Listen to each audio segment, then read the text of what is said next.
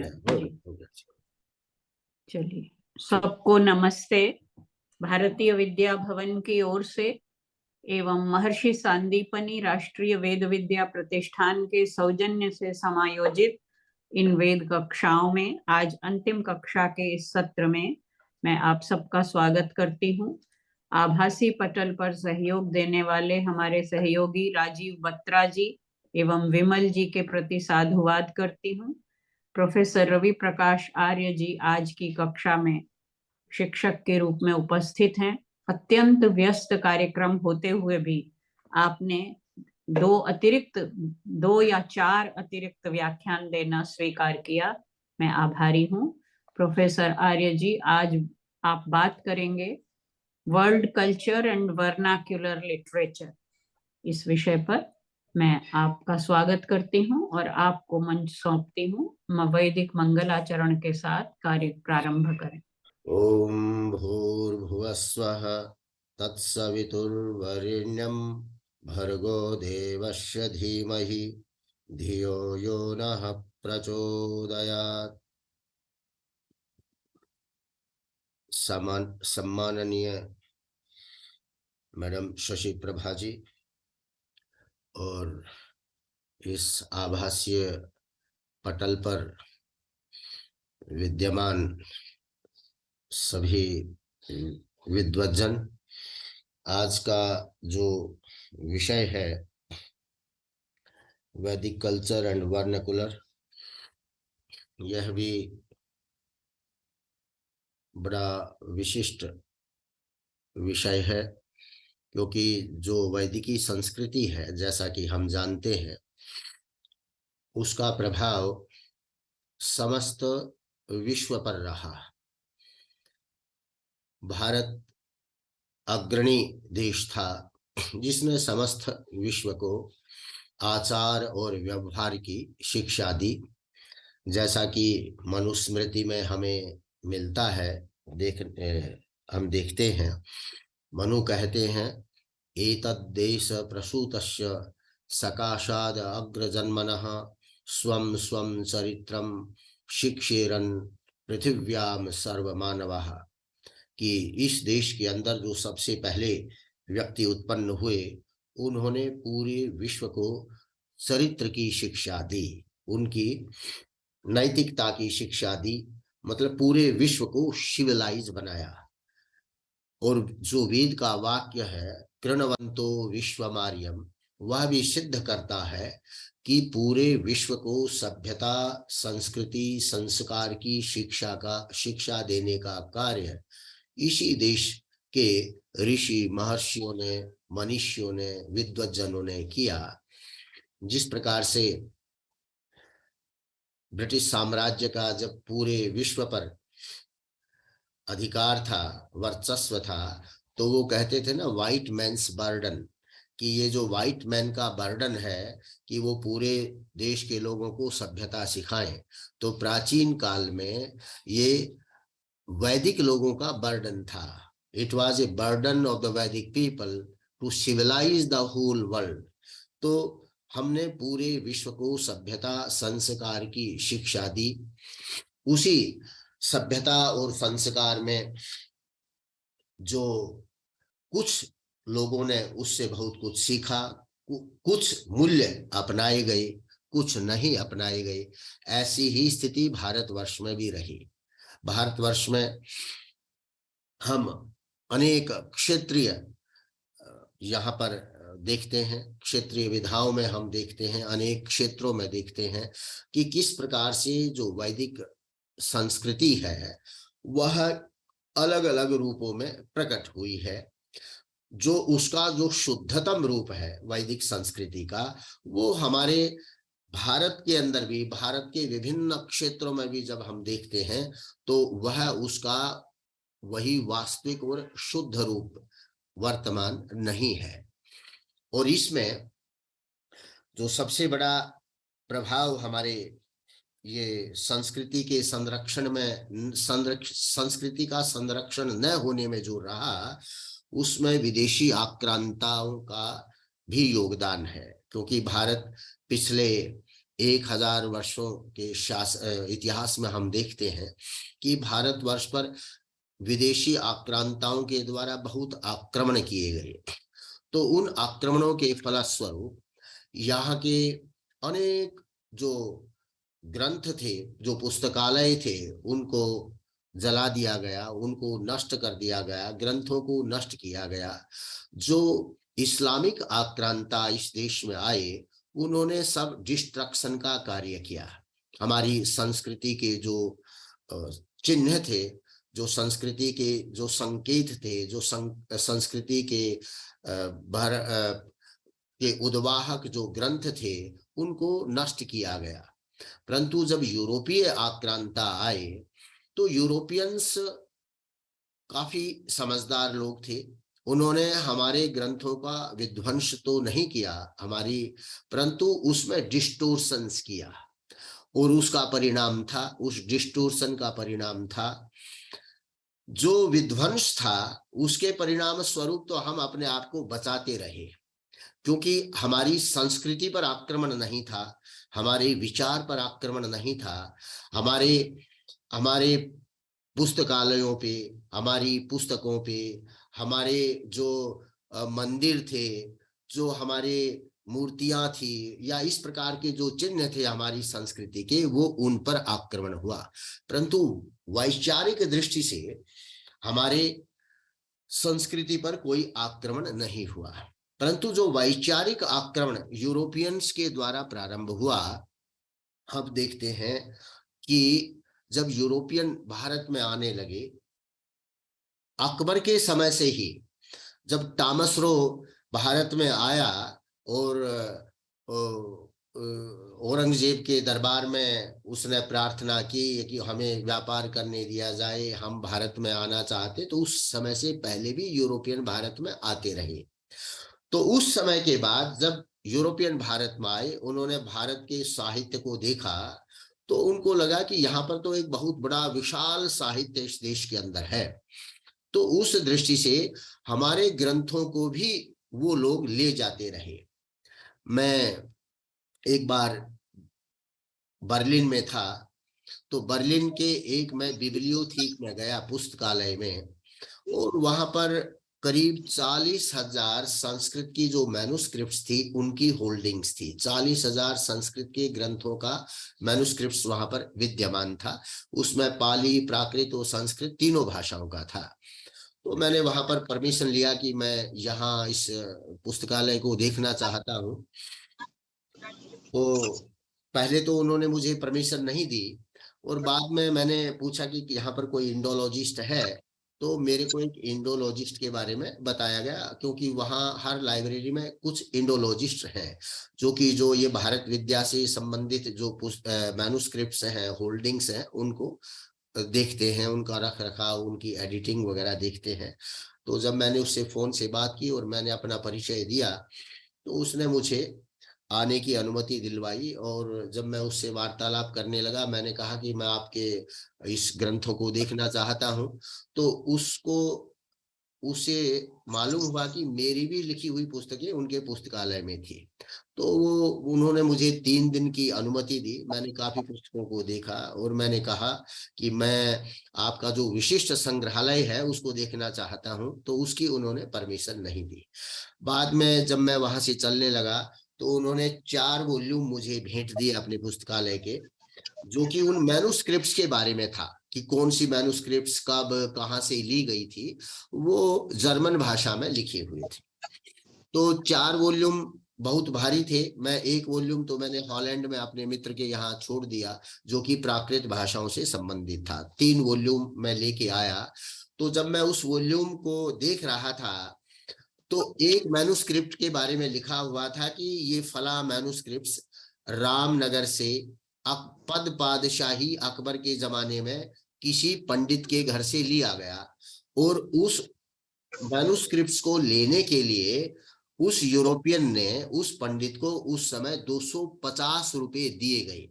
तो आप देखिए, अकबर के समय से ही हमारे साहित्य का जो यहाँ से यूरोप के देशों में इसे ले जाया जा रहा था। तो यूरोपियन समझ गए थे कि ये जो देश है, भारत की जो संस्कृति है, इसका जो वर्चस्व है, इसका जो दर्शन है, वह उत्कृष्ट कोटि का है।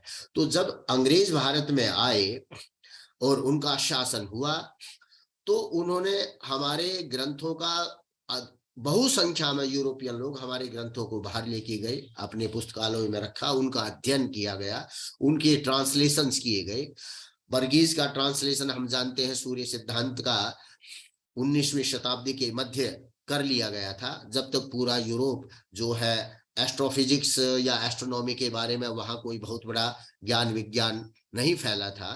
तो हमारे ग्रंथों को लेकर के वहां पर बहुत रिसर्च हुए, कार्य हुए। तो योजनाबद्ध तरीके से ये किया, यूरोपियंस ने हमारे ग्रंथों का डिस्टोर्शंस किया, हमारे जो अर्थ थे, हमारे ग्रंथों का जो मंतव्य था, उसको डिस्टोर्टेड रूप में प्रस्तुत किया। और यही मैकाले की योजना थी। मैकाले ने जो पूरी शिक्षा थी हमारी, उसको ध्वस्त करके उसको शिक्षा के बारे में कहा कि ये इलीगल शिक्षा है। और जो गुरुकुली शिक्षा थी हमारे देश में, उस समय उनके सर्वेक्षणों से हमें पता लगता है, जो विलियम एडम्स और लुडलो कैसल ने किए, कि हमारे देश में करीब 5-6 लाख गांव थे उस समय, और हर गांव में एक से ज्यादा गुरुकुल थे। 95% लोग पढ़े हुए थे, महिलाओं के भी गुरुकुल थे, शूद्र भी यहाँ इस देश में पढ़ते थे। तो और उस समय हमारे देश में 50 विषय पढ़ाए जाते थे, अनेक अलग अलग विधाओं के। और हमारे यहाँ विद्या और शिक्षा के नाम से 2 एजुकेशन के स्वरूप थे। और उस समय यूरोप में केवल 3 विषय ही पढ़ाए जाते थे। एक बाइबल, थियोलॉजी के नाम से बाइबल, दूसरा लॉजिक और ग्रामर। तो उस समय के जब हम सिचुएशन देखते हैं, तो उन लोगों को लगा कि इनका तो बड़ा विशाल साहित्य है, इनकी बड़ी उत्कृष्ट कोटि की विचारधारा है, इनका जो सारा जो स्वरूप है दार्शनिक, वो पूरा वैज्ञानिक है। तो इस दृष्टि से हमारे गुरुकुल व्यवस्था को बैन करके उन्होंने नई व्यवस्था लागू की। और नई व्यवस्था में ये सर्टिफिकेट्स वगैरह देने की जो प्रथा है, भाई बीए की डिग्री, ये फला डिग्री, हमारे गुरुकुल्स में ऐसा कोई सर्टिफिकेट नहीं मिलता था। आचार्य के पास विद्वान जाते थे, शिक्षा ग्रहण करके वो चले जाते थे और अपना काम करते थे, जिसको शिक्षा में जाना था शिक्षा, और इस प्रकार से पूरा प्रचार प्रसार होता था। तो वो जो सारा सिस्टम बना हमारा, तो उसमें डिस्टोर्शंस किए गए, ताकि हम अपनी संस्कृति के सही स्वरूप से परिचित न हो सकें। और यही कारण था कि हमारे साहित्य में भी जो अंग्रेजों के बाद हमारे जो पुराण ग्रंथ है, रामायण है, महाभारत है, अनेक मनुस्मृति है, उन सब ग्रंथों में बड़ा भारी डिस्टोर्शन किया गया। उनमें पैसे भी दिए गए विद्वानों को, क्योंकि संस्कृत का श्लोक बनाना सरल था, उसमें कोई विशिष्ट कार्य नहीं था। परंतु वेद के मंत्र की रचना संभव नहीं थी, क्योंकि प्रत्येक वेद के मंत्र में उदात्त, अनुदात्त, स्वरित इत्यादि स्वर प्रक्रिया है, और उस ढंग से वेद के मंत्र को लिखना संभव नहीं था। तो जो हमारा लौकिक साहित्य था, उसमें खूब जबरदस्त ढंग से डिस्टोर्शंस हुआ। और इस प्रकार से जो हमारी क्षेत्रीय साहित्य आप कहें, या जो हमारी जो प्रथाएं थी, जो हमारी संस्कृति थी, उसमें भी बहुत ज्यादा डिस्टोर्शंस हुए। जो वेदों में कहा गया था, उसकी मान्यता इन ग्रंथों में समाप्त कर दी गई। और आज जो हम पूरे भारत में एक बहुत बड़ा आक्रोश देखते हैं, और जिस प्रकार से हम देखते हैं कि इस देश में विभाजन की रेखाएं खींची जा रही है, भाषाओं के आधार पर, जातियों के आधार पर, प्रांतों के आधार पर, ये सब जो विभाजक रेखाएं हैं, ये उसी डिस्टोर्शन का परिणाम है। क्योंकि अंग्रेजों ने, जो उस समय के विद्वान थे, संस्कृत के विद्वान लोग थे, उनको प्रेशराइज भी किया, उनको पैसे भी दिए गए। इवन कि मैक्स मुलर को भी इसीलिए लगाया गया कि भाई ये सब आप डिस्टोर्शन का कार्य करेंगे, इसके हमारे पास बहुत एविडेंस है। मैक्स म्यूलर के उसको अपनी पत्नी को लिखे हुए पत्रों में मैक्स म्यूलर कहता है कि हमने भारतीय संस्कृति को डिस्टोर्ट करने का काम पूर्ण कर दिया है। यदि अब भी भारत देश के अंदर इस देश में ईसाईयत का प्रचार प्रसार नहीं होता है तो इसमें जो शासक है उनकी रिस्पॉन्सिबिलिटी है, हमारा कोई दोष नहीं है। ऐसे ही एक बोर्डन चेयर ऑक्सफोर्ड यूनिवर्सिटी में बनी। बोर्डन चेयर जो कर्नल बोर्डन थे जिन्होंने उस चेयर की स्थापना की, और उसमें हम जानते हैं कि ये जो संस्कृत का जो डिक्शनरी है, इंग्लिश संस्कृत डिक्शनरी, वो जो लिखा गया बोर्डन चेयर की स्थापना में के अंदर ही लिखा गया कि इस चेयर में भारत विद्या से संबंधित कार्य होगा और इस चेयर का जो मुख्य उद्देश्य है भारत में ईसाईयत को फैलाना होगा। तो ये जो सारा प्रक्रम हुआ यूरोपियंस के अपने लेवल पर और भारत में जो भारतीय विद्वान थे उनके लेवल पर हम देखते हैं कि 19वीं शताब्दी के मध्य जब महर्षि दयानंद इस देश में अंग्रेजों के विरुद्ध और भारत में जन जागृति लेकर के आ रहे थे तो काशी के सब बड़े बड़े विद्वान जिनसे महर्षि दयानंद का शास्त्रार्थ भी हुआ वो सब अंग्रेजों के प्रशंसक थे, अंग्रेजों के चापलूस थे। वे अंग्रेजों की प्रशंसा कर रहे थे क्योंकि उनको कहीं ना कहीं पैसा मिल रहा था, कहीं ना कहीं उनका अंग्रेज उनको मान्यता दे रहे थे। तो जो छोटी लोकेशना थी या वित्तेषणा थी उनको देखते हुए वो सब लोग अंग्रेजों की चापलूसी कर रहे थे। उधर हम देखते हैं राजा राम मोहन राय जैसे लोग बंगाल के अंदर जा करके अंग्रेजी शिक्षा लागू करने के लिए बंगाल के गांव गांव में घूम रहे थे और कह रहे थे कि ये जो अंग्रेजी शिक्षा है भारत के विकास का रास्ता इससे निकलता है, भारतीय लोगों का उत्कर्ष इससे होने वाला है। दूसरी तरफ महर्षि दयानंद कह रहे थे कि अगर भारत के विकास का कोई रास्ता निकलता है तो वह पश्चिम से नहीं निकलता अपितु वह वेद से निकलता है। वह पुनः वेद की ओर चलने का आग्रह कर रहे थे। तो उस ऐसी स्थिति में, ऐसी भयावह कंफ्यूजन की जो स्थिति थी उसमें अंग्रेजों ने सफलता प्राप्त की अपने अभियान में। डिस्टोर्शंस के द्वारा भारतीयों को अपने ही साहित्य से, अपने ही संस्कृति से विमुख करने में वो सफल हुए। और हम देखते हैं वर्ण सिस्टम को हम लेते हैं, वेद में जो वर्ण व्यवस्था है ये आज दुनिया का और भारत का सबसे बड़ा जो प्रहार करने का, सबसे बड़ा अटैक जो हम पे होता है इसी को लेकर के होता है। यद्यपि हम देखते हैं पूरी दुनिया में रेसिज्म है, पूरी दुनिया में रीजनलिज्म है, पूरी दुनिया बटी हुई है इन सब चीजों से, परंतु भारत में इस वर्ण व्यवस्था और जाति व्यवस्था, वर्ण व्यवस्था को ही जाति व्यवस्था कहकर के हम पर प्रहार किए गए। ऋग्वेद का एक मंत्र आता है, पुरुष सूक्त का मंत्र है और वह मंत्र बड़ा सामान्य है। मैं एक बार यॉर्क यूनिवर्सिटी में था, मैं वहां पर जो डिपार्टमेंट ऑफ मैथमेटिक्स है वहां पर एक प्रोग्राम चलता था on going seminar on the history of mathematics. तो मुझे वहां पर एक व्याख्यान के लिए बुलाया गया और मेरे व्याख्यान का विषय था origin of geometry from Vedas. जब मैंने अपना व्याख्यान 1.5 घंटे का दिया पावर पॉइंट और स्लाइड्स के माध्यम से, तो वहां के जो हेड थे प्रोफेसर क्लाइनर, वो एक यहूदी थे, वह उस व्याख्यान को सुनते रहे। व्याख्यान की समाप्ति के बाद उन्होंने अनेक प्रश्न मुझसे किए, मैंने सबके उत्तर दिए और जब सब प्रश्नों से वे सेटिस्फाई हुए तो वहां पर जो विशिष्ट विद्वान मैथमेटिक्स के बैठे हुए थे उन्होंने मुझसे यही प्रश्न किया। मतलब वो मैथमेटिक्स में प्रश्न नहीं कर रहे थे, उन्होंने कहा कि भारत में कास्टिज्म था और जो आप कहते हैं कि भाई वेदों में इस प्रकार की बातें, वेदों में तो कास्टिज्म की बात है, वहां डिवीजन की बात है, वहां डिस्क्रिमिनेशन की बात है। और फिर इसी मंत्र ऋग्वेद के मंत्र का रेफरेंस दिया, ब्राह्मण क्षत्रिय वैश्य शूद्र की बात की। तो मैंने वहां भी कहा और ऋग्वेद के मंत्र को कोट किया, पुरुष सूक्त का मंत्र है। मंत्र कहता है ब्राह्मणो अस्य मुखम आशीत बाहुभ्याम राजन्यः कृतः उरु यदस्य तदवैश्यः पदभ्याम शूद्रो अजायतः।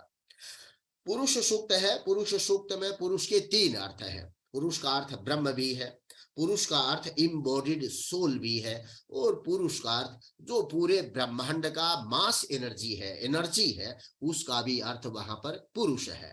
तो यदि हम पुरुष को इम्बॉडीड सोल के रूप में लेते हैं और उसकी दृष्टि से इसका अर्थ करते हैं, केवल लिटरल मीनिंग भी करते हैं, मैडम शशि प्रभा कुमार विदुषी हैं, वो यहाँ पर उपस्थित हैं, तो इसका लिटरल मीनिंग भी ये होता है ब्राह्मणो अश्य मुखम आशीत। ये जो पुरुष है, इसका जो मुख है, यह मुख से यह ब्राह्मण था। बाहुभ्याम राजन्य कृत, इस पुरुष को भुजाओं से क्षत्रिय बनाया गया। उरु यदश्य तद वैश्य, इसका जो उरु भाग है वह उससे यह वैश्य है। और पदभ्याम शूद्रो अजायतः, पैरों से यह शूद्र हुआ। मतलब एक व्यक्ति अपने मुख से ब्राह्मण है, भुजाओं से क्षत्रिय है, पेट से वैश्य है और पैरों से शूद्र है। तो ये व्यक्ति के विभिन्न पार्ट हैं। इसी प्रकार से जब व्यक्ति को समाज पक्ष में लेके आते हैं, क्योंकि जो ब्रह्मांड पुरुष की भी यहाँ कल्पना है, समाज पुरुष की भी कल्पना, जैसे एक सामान्य व्यक्ति पुरुष है, एक समष्टि पुरुष भी है, समाज पुरुष भी है।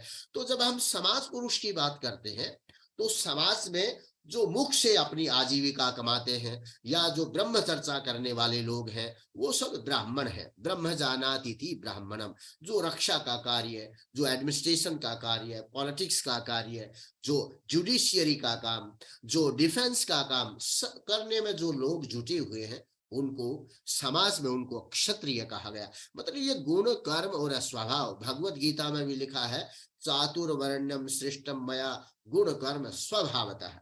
तो ये जो प्रोफेशनल क्लासेज हैं 4, और गुण कर्म और स्वभाव से बनाई गई। इसी प्रकार से जो समाज में ट्रेडिंग का काम करते थे, उनको हमने वैश्य कहा, जो एक जगह से वस्तु दूसरी जगह पहुंचाते थे। और अगर चाणक्य के अर्थशास्त्र को पढ़ते हैं, तो जितना भी प्रोडक्शन का काम करने वाले इस समाज में थे या किसी भी प्रकार की जो सर्विसेज प्रोवाइड करते थे, उनको शूद्र कहा। चाणक्य कहता है कि जितने भी शिल्प विद्या में निपुण लोग हैं, कृषक हैं, वो उन सबको शूद्र कहता है। तो ये समाज का 4 प्रकार का प्रोफेशनल विभाजन है। और इस विभाजन में कोई भी राष्ट्र, जैसे कोई भी व्यक्ति अपने पैरों पर खड़ा हो सकता है, यदि उसके पैर समाप्त कर दिया, हटा दिए जाए, तो व्यक्ति खड़ा नहीं हो सकता। इसी प्रकार से कोई जो राष्ट्र है, वो अपने प्रोडक्शन पर खड़ा हो सकता है। यदि किसी राष्ट्र में कोई प्रोडक्शन नहीं है, किसी राज्य का कोई उत्पादन नहीं है, तो वह राज्य आर्थिक दृष्टि से संपन्न नहीं हो सकता, वह खड़ा नहीं हो सकता है।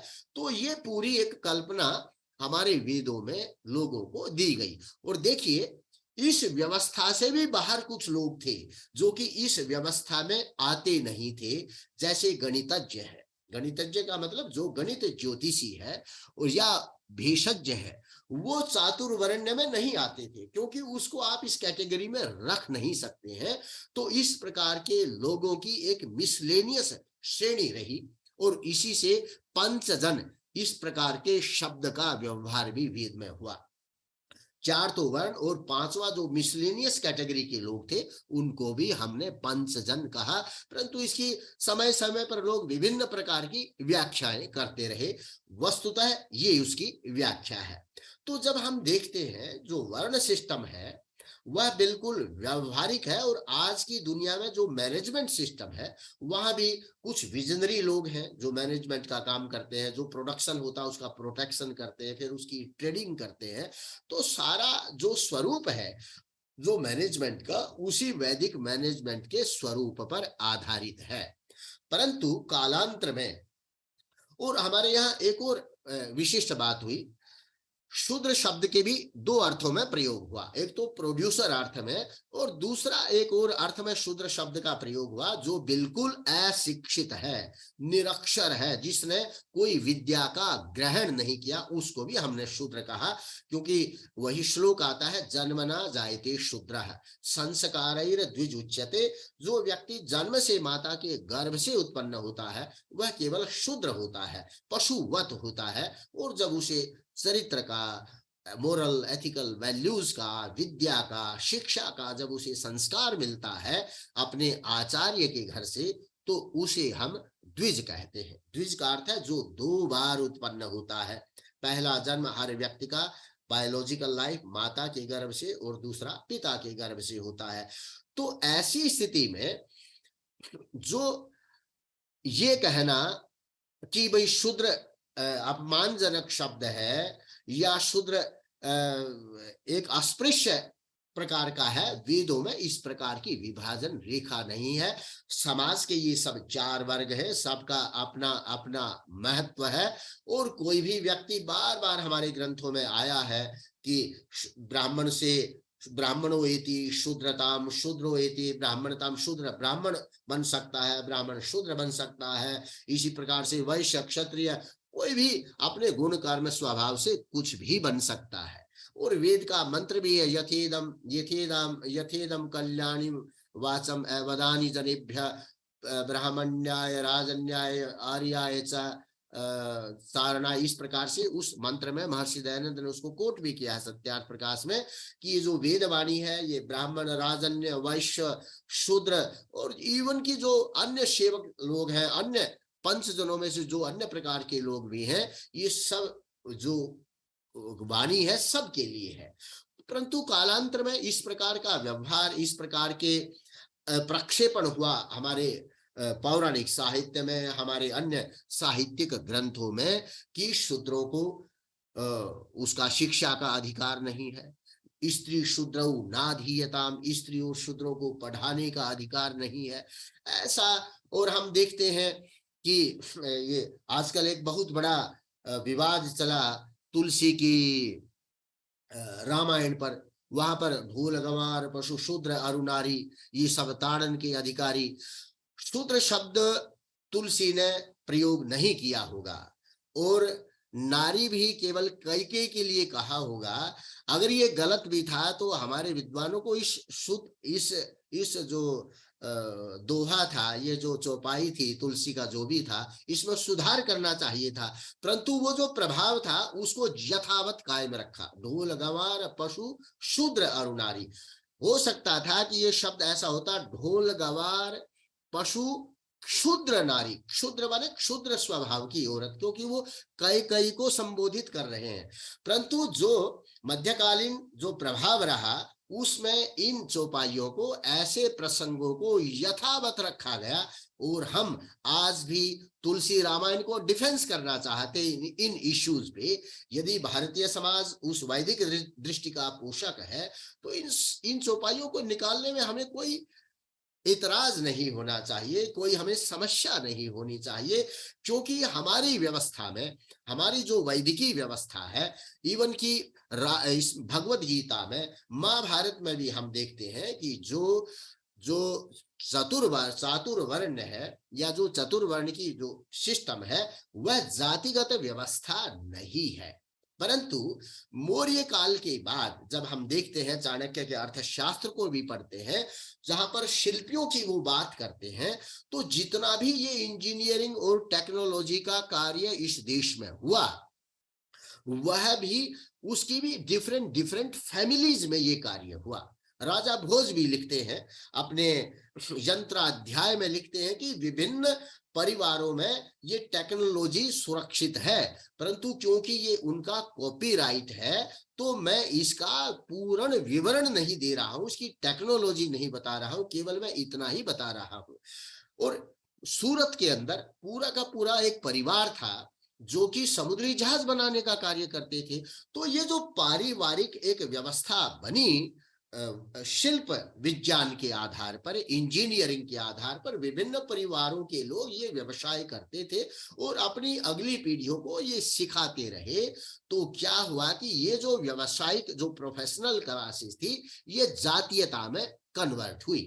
तो जातीयता में वैश्य लोग कन्वर्ट हुए, तो उस पे जो जाति हुई भारत में, जो जातियां डेवलप हुई कालांतर में, वो जन्म के आधार पर बनी। जो परंतु जो वर्ण व्यवस्था थी वो कभी जन्म के आधार पर नहीं थी, वो गुण कर्म और स्वभाव के आधार पर थी। और उस जाति व्यवस्था में जो ब्राह्मण शब्द, क्योंकि जाति व्यवस्था में भी शब्द ब्राह्मण रहा और जाति व्यवस्था में अन्य क्षत्रिय वैश्य इनके सब डिनोमिनेशन बदल गए, परंतु ब्राह्मण शब्द जाति व्यवस्था में भी रखा। तो एक बहुत बड़ा कंफ्यूजन इस देश में हुआ कि जो जाति का ब्राह्मण है वो वर्ण का ब्राह्मण हो, ये अवश्य नहीं है, ये जरूरी नहीं है। उसी प्रकार से जिनको हमने बाद में लोअर कास्ट हम कहने लगे, उनको हमने शूद्र से उसको जोड़ दिया गया। तो कोई भी शूद्र लोअर कास्ट हो ये आवश्यक नहीं है। हमारी वर्ण व्यवस्था में इस प्रकार के सिद्धांत थे, परंतु जो कालांतर में जो साहित्य आया और जो हम अपने क्षेत्रों में ये सब चीजें देखते हैं, तो उसमें इस प्रकार की भ्रांतियां बनी। और महर्षि दयानंद सबसे पहले व्यक्ति थे, वो जानते थे, वो अंग्रेजों के इस रहस्य को समझते थे कि ये इस देश में अगर ये व्यवस्था, ये विकृत व्यवस्थाएं चलती रही तो यह देश, इसमें विभाजन और विभाजन होंगे, यह देश पतन की ओर अग्रसित होगा और इस देश की जो व्यवस्था है, इस देश का जो एग्जिस्टेंस है वो बहुत लंबे समय तक नहीं रह पाएगा। इसलिए वो बार बार कह रहे थे और बता रहे थे कि वैदिक संस्कृति का सत्यार्थ क्या है, उसका सही स्वरूप क्या है, उसके सही मायने क्या है। इसलिए उन्होंने सत्यार्थ प्रकाश में इन सब चीजों के विस्तार से इनके बारे में कहा। और जो रीजनल, जो हमारी वर्नाकुलर विचारधारा में, जो क्षेत्रीय विचारधाराओं में, साहित्य में और क्षेत्रीय जो संस्कृतियों में ये जो बात विकृत रूप से आई, वो उनका उन्होंने डट कर विरोध किया। परंतु दुर्भाग्य की बात ये थी कि भारतीय समाज और वह भारतीय विद्वत समाज जो अंग्रेजों का प्रशंसक और पोषक था उस समय, वो महर्षि दयानंद की इस विचारधारा को मानने को तैयार नहीं था। और आज हमारे समक्ष परिणाम है।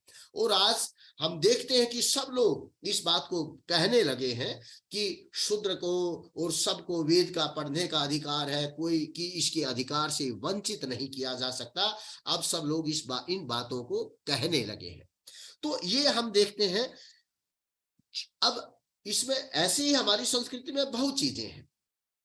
आप देखिए, प्राचीन काल में प्राचीन जो वैदिक विज्ञान है वह शुद्ध वैदिक विज्ञान है, उसका कोई भी वहां पर अंधविश्वास का कोई विज्ञान नहीं है। प्राचीन जो हमारा उपासना की पद्धति है, ज्ञान कर्म और उपासना, वो बिल्कुल विभिन्न प्रकार की है। वैदिक सिस्टम में वेदों में केवल एक ईश्वर को हमारी संस्कृति में माना गया। एकम सत विप्रा बहुधा वदंती इंद्रो माया भी पुरुरूप ईयते। और इसी बात को सिद्ध करने के लिए सबसे पहला अध्याय सत्यार्थ प्रकाश में महर्षि दयानंद कहते हैं और उसमें देते हैं कि जितने भी ये नाम हैं ईश्वर के, जो एक ही ईश्वर के अनेक नाम हैं। क्यों है? क्योंकि एक जो सर्वव्यापी ब्रह्म है, ईश्वर है, उसके अनेक गुण हैं और अनेक गुणों के आधार पर उसके अनेक नाम दिए गए हैं। जैसे अब विष्णु सहस्त्र नाम जो क्षेत्रीय साहित्य है, जो बाद में बना, रचना हुई, विष्णु सहस्त्र नाम में भी एक विष्णु के हजारों नाम है, वो हजार विष्णु नहीं है वहां, क्योंकि उसकी अनेक विशेषताएं हैं ईश्वर की। इसी प्रकार से वेदों में भी निरुक्तकार भी कहता है, महाभाग्यात एक एव देवता बहुधा श्रूयते। महाभाग्यात, अनेक गुण होने के कारण एक ही जो देवता है वह अनेक नामों से उसका श्रवण होता है। तो भारत की संस्कृति में जो एकेश्वरवाद की ये जो परंपरा थी, जो वैदिकी परंपरा थी, और क्योंकि ईश्वर के अनेक नाम होने, अनेक गुण होने से अनेक नाम संकीर्तन उसके किए गए, क्योंकि वह तो अनंत असीमित और अथाह ज्ञान का स्रोत है, वह तो संपूर्ण सृष्टि का नियामक है। तो उसके आप जितने भी नाम ले, जितने भी, उतना ही कम है। एक व्यक्ति का सामर्थ्य इतना नहीं है, परंतु उन विविधताओं के कारण इस देश में बहुदेवतावाद की अवधारणा ने जन्म लिया। और हर जगह हम देखते हैं, हमारे साहित्य में भी इस प्रकार की बातें आने लगी। हम व्यक्तियों को भी देखिए, भगवान तो हो सकता है, कोई व्यक्ति भगवान हो सकता है, परंतु ईश्वर नहीं हो सकता। ईश्वर माता के गर्भ से जन्म नहीं ले सकता है, परमात्मा किसी माता के गर्भ से जन्म नहीं ले सकता है। भगवान ले सकता है, क्योंकि भग में 6 चीजें हैं और जो भगवान है, जिसमें वो 6 ऐश्वर्य की चीजें हैं, वही व्यक्ति भगवान कहला सकता है। परंतु भगवान और ईश्वर में कंफ्यूजन होना कि परमात्मा ही भगवान है, ये जो दृष्टि है, ये डिस्टोर्टेड दृष्टि है, इसको हमें समझना होगा। और भगवत गीता में हम देखते हैं कि जब कृष्ण की जो बात आती है और सब लोग कृष्ण को भगवान और परमात्मा मान लेते, कृष्ण को भगवान तो माना जा सकता है, परंतु वैदिक दृष्टि से उसे परमात्मा नहीं माना जा सकता, क्योंकि वह निराकार है, सर्वत्र व्यापक है। जो ब्रह्म है एक देशीय नहीं हो सकता है। इवन की जो ब्रह्म का आकाश है वह भी सर्वत्र व्यापक है, तो आकाश एक देशीय नहीं हो सकता है। तो इस दृष्टि से हमारी संस्कृति में डिस्टोर्शंस हुए, और ये जो डिस्टोर्शंस थे, हमारे जो क्षेत्रीय साहित्य था, हमारे जो कालांतर में जो हमारी पुस्तकें लिखी गई, उनमें भी ये डिस्टोर्शंस हुए, और उस ढंग से हमारा जो समाज था, हमारे समाज का विभाजन होता रहा। और पौराणिक काल में हम देखते हैं कुछ लोग शैवाइट बन गए, कुछ वैष्णवाइट बन गए, और कुछ लोग शक्ति के उपासक बन गए। तो ये शिव भी उस ईश्वर का नाम है, विष्णु भी उस ईश्वर का नाम है, और जो शक्ति है वह प्रकृति का नाम है। और शिव और शक्ति का परस्पर संबंध है, जैसे सांख्य में पुरुष और प्रकृति है, तो शिव जो है वो कहता है शक्ति विहीनो शिवो शवो भवति। यदि शिव से उसकी शक्ति निकाल दी जाए तो वह जो शिव है वह शव हो जाएगा, वह कुछ नहीं कर सकता है। तो जैसे पुरुष और प्रकृति के मेल से सारी सृष्टि होती है, अगर ये प्रकृति आप अलग कर दे तो पुरुष भी अकेला कुछ नहीं कर सकता है, और जो पुरुष विहीन भी जो प्रकृति है वह कुछ नहीं कर सकती है। मोस्टली हम देखते हैं कि वेदांत दर्शन में एक मकड़ी के जाले का उदाहरण दिया जाता है कि जिस प्रकार से मकड़ी जाला बुनती है और वह जाले को बाहर निकालती है और पुनः जाले को अंदर ले जाती है, उसी प्रकार से सृष्टि उत्पन्न होती है। ब्रह्म इस सृष्टि को बाहर निकालता है और अंदर ले जाता है, परंतु हमें समझना होगा जो मकड़ी है उसमें भी तीन चीजें कार्य कर रही है। एक तो उसमें मकड़ी का आत्मा है और एक मकड़ी का शरीर है। जो मकड़ी का शरीर है, अगर शरीर से आत्मा को अलग कर दिया जाए तो अकेला शरीर भी जाला नहीं बना सकता, और शरीर को अकेला वह आत्मा भी जाला नहीं बना सकता। जाला तभी बनेगा जब आत्मा भी है शरीर भी है, तब दोनों के पुरुष और प्रकृति के संयोग से और उसमें संकल्प भाव आए मकड़ी में कि मैं जाला बनाऊं, तभी जाले का निर्माण हो सकता है। तो हम दार्शनिक दृष्टि से भी देखते हैं कि यहाँ पर भी हम विभाजन देखते हैं, कहीं पर अद्वैत है, कहीं पर अद्वैत है, कहीं पर विशिष्ट अद्वैत है। और ये जो वेद विज्ञान की जो विभिन्न समझने के विभिन्न स्तर है, ज्ञान के विभिन्न विभिन्न स्तर है, जो पारमार्थिक लेवल है, जहां पर परमार्थ है, जहां पर व्यक्ति मोक्ष में ईश्वर में जीवात्मा लय हो जाता है, तो वहां द्वैत भाव समाप्त हो जाता है, वहां केवल अद्वैत रहता है, क्योंकि जीवात्मा ब्रह्म में लीन हो जाता है और जीवात्मा अपने आप को ब्रह्ममय ही समझता है। परंतु जहां पर व्यावहारिक लेवल में जहां जीवात्मा विद्यमान है, वह अपनी सत्ता मानता है, वह संप्रज्ञात समाधि का भी योगी समझता है कि मेरी सत्ता है, ईश्वर की सत्ता है और मैं ध्यान लगा रहा हूं। ध्याता ध्यान और ध्येय तीनों की सत्ता रहती है। तो ऐसी स्थिति में द्वैत भाव भी है। परंतु हम लोग मध्यकाल में ये बहस चलती रही, कुछ लोग कहने लगे न केवल अद्वैत है, कुछ कहने लगे न द्वैत है। तो अलग अलग स्तरों पर तीनों चीजों को व्यवहार में देखा जाता है। तो महर्षि दयानंद ने भी त्रैत का सिद्धांत दिया कि व्यवहारिक दृष्टि से जब एक सामान्य व्यक्ति को समझाना है तो वहां पर प्रकृति की भी सत्ता है, आत्मा की भी सत्ता है और ब्रह्म की भी सत्ता है। और प्रलय काल में ये तीनों ब्रह्म में समाहित हो जाते हैं, और प्रलय काल जब ईश्वर सृष्टि करता है तो इन सबको वह रिलीज कर देता है, प्रेरित करता है, और वो सब अपने कार्य करने के लिए बहिर्मुखी हो जाते हैं और सृष्टि का प्रारंभ हो जाता है। तो इस प्रकार से जो वैदिक सिद्धांत है उसका जो शाश्वत सत्य है, उस अधूरे सत्य को लेकर के हमारे यहाँ बहुत वाद विवाद और चर्चाएं होती रही। और ऐसे ही एक बहुत बड़ा रिलीजन के क्षेत्र में यहाँ पर हमारे यहाँ हम देखते हैं कि क्योंकि मैंने कहा कि हमारा जो वैदिक सिस्टम है वो पूर्णतया वैज्ञानिक सिस्टम है, और हमारे यहाँ वेदों के 3 अर्थ बताए गए हैं। यास्क भी कहता है आध्यात्मिक, आधिदैविक और आधिभौतिक। जो आधिदैविक शब्द है वो एस्ट्रोनॉमिकल है। देव का अर्थ एस्ट्रोनॉमी है, देव का अर्थ कोई, और देवालय भी क्या है, देव एस्ट्रोनॉमी, और देवालय का मतलब है एस्ट्रोनॉमिकल ऑब्जर्वेटरी। प्राचीन काल में, वैदिक काल में अगर कोई देवालय थे तो वो सभी एस्ट्रोनॉमिकल ऑब्जर्वेटरी के रूप में थे। उदाहरण के रूप में महाकाल का मंदिर है उज्जैन में। उज्जैन में महाकाल के मंदिर को जब बनाया गया तो दृष्टि क्या थी कि उज्जैन जो था, हमारे ग्रंथों के आधार पर, हमारे दार्शनिक ग्रंथों के आधार पर जो उज्जैन है वो 0 डिग्री लॉन्जिट्यूड है, जिसको प्राइम मेरिडियन कहते हैं। वह वैदिक युग का प्राइम मेरिडियन है और अंग्रेजों के शासनकाल में अंग्रेजों ने उस प्राइम मेरिडियन को सरका के ग्रीनविच में ले गए अपने देश में। क्योंकि ये जो लॉन्जिट्यूड ऐसी रेखाएं हैं, ये जो है कृत्रिम रेखाएं हैं। जो देशांतर है, जो लैटिट्यूड से, वो तो वास्तविक है। जो 0 डिग्री लैटिट्यूड जिसको हम भूमध्य रेखा कहते हैं वो वास्तविक है, परंतु लॉन्जिट्यूड काल्पनिक है। आप किसी भी 0 डिग्री लॉन्जिट्यूड को जहां चाहे वो ले जा सकते हैं। तो प्राचीन काल में 0 डिग्री जो लॉन्जिट्यूड है वो उत्तरी ध्रुव से चल के जो दक्षिणी ध्रुव तक जाता था वह उज्जैन से होकर के निकलता था, और इसी रेखा को हमने लंका कहा है हमारे ज्योतिष के ग्रंथों में। और इसी लंका पर कहीं रावण की राजधानी भी थी, रावण की नगरी थी, इसलिए उसको श्रीलंका कहा गया था। और ये जो रेखा है आज भी श्रीलंका, उज्जैन, कुरुक्षेत्र, रोहतक से होके निकलती है।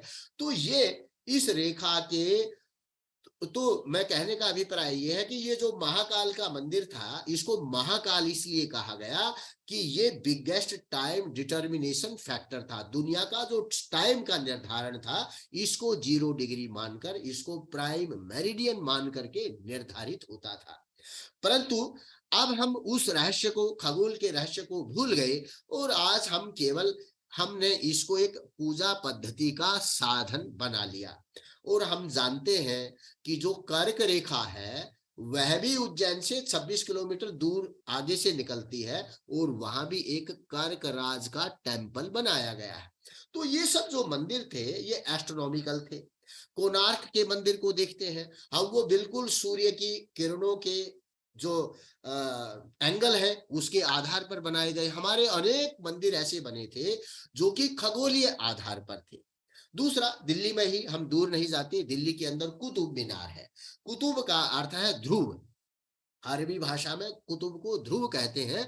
और जो कुतुब है ये वैध यूप यान था, ये भी एक ऑब्जर्वेटरी थी। और ये कहां पर स्थित है, इसको महरौली बोलते हैं।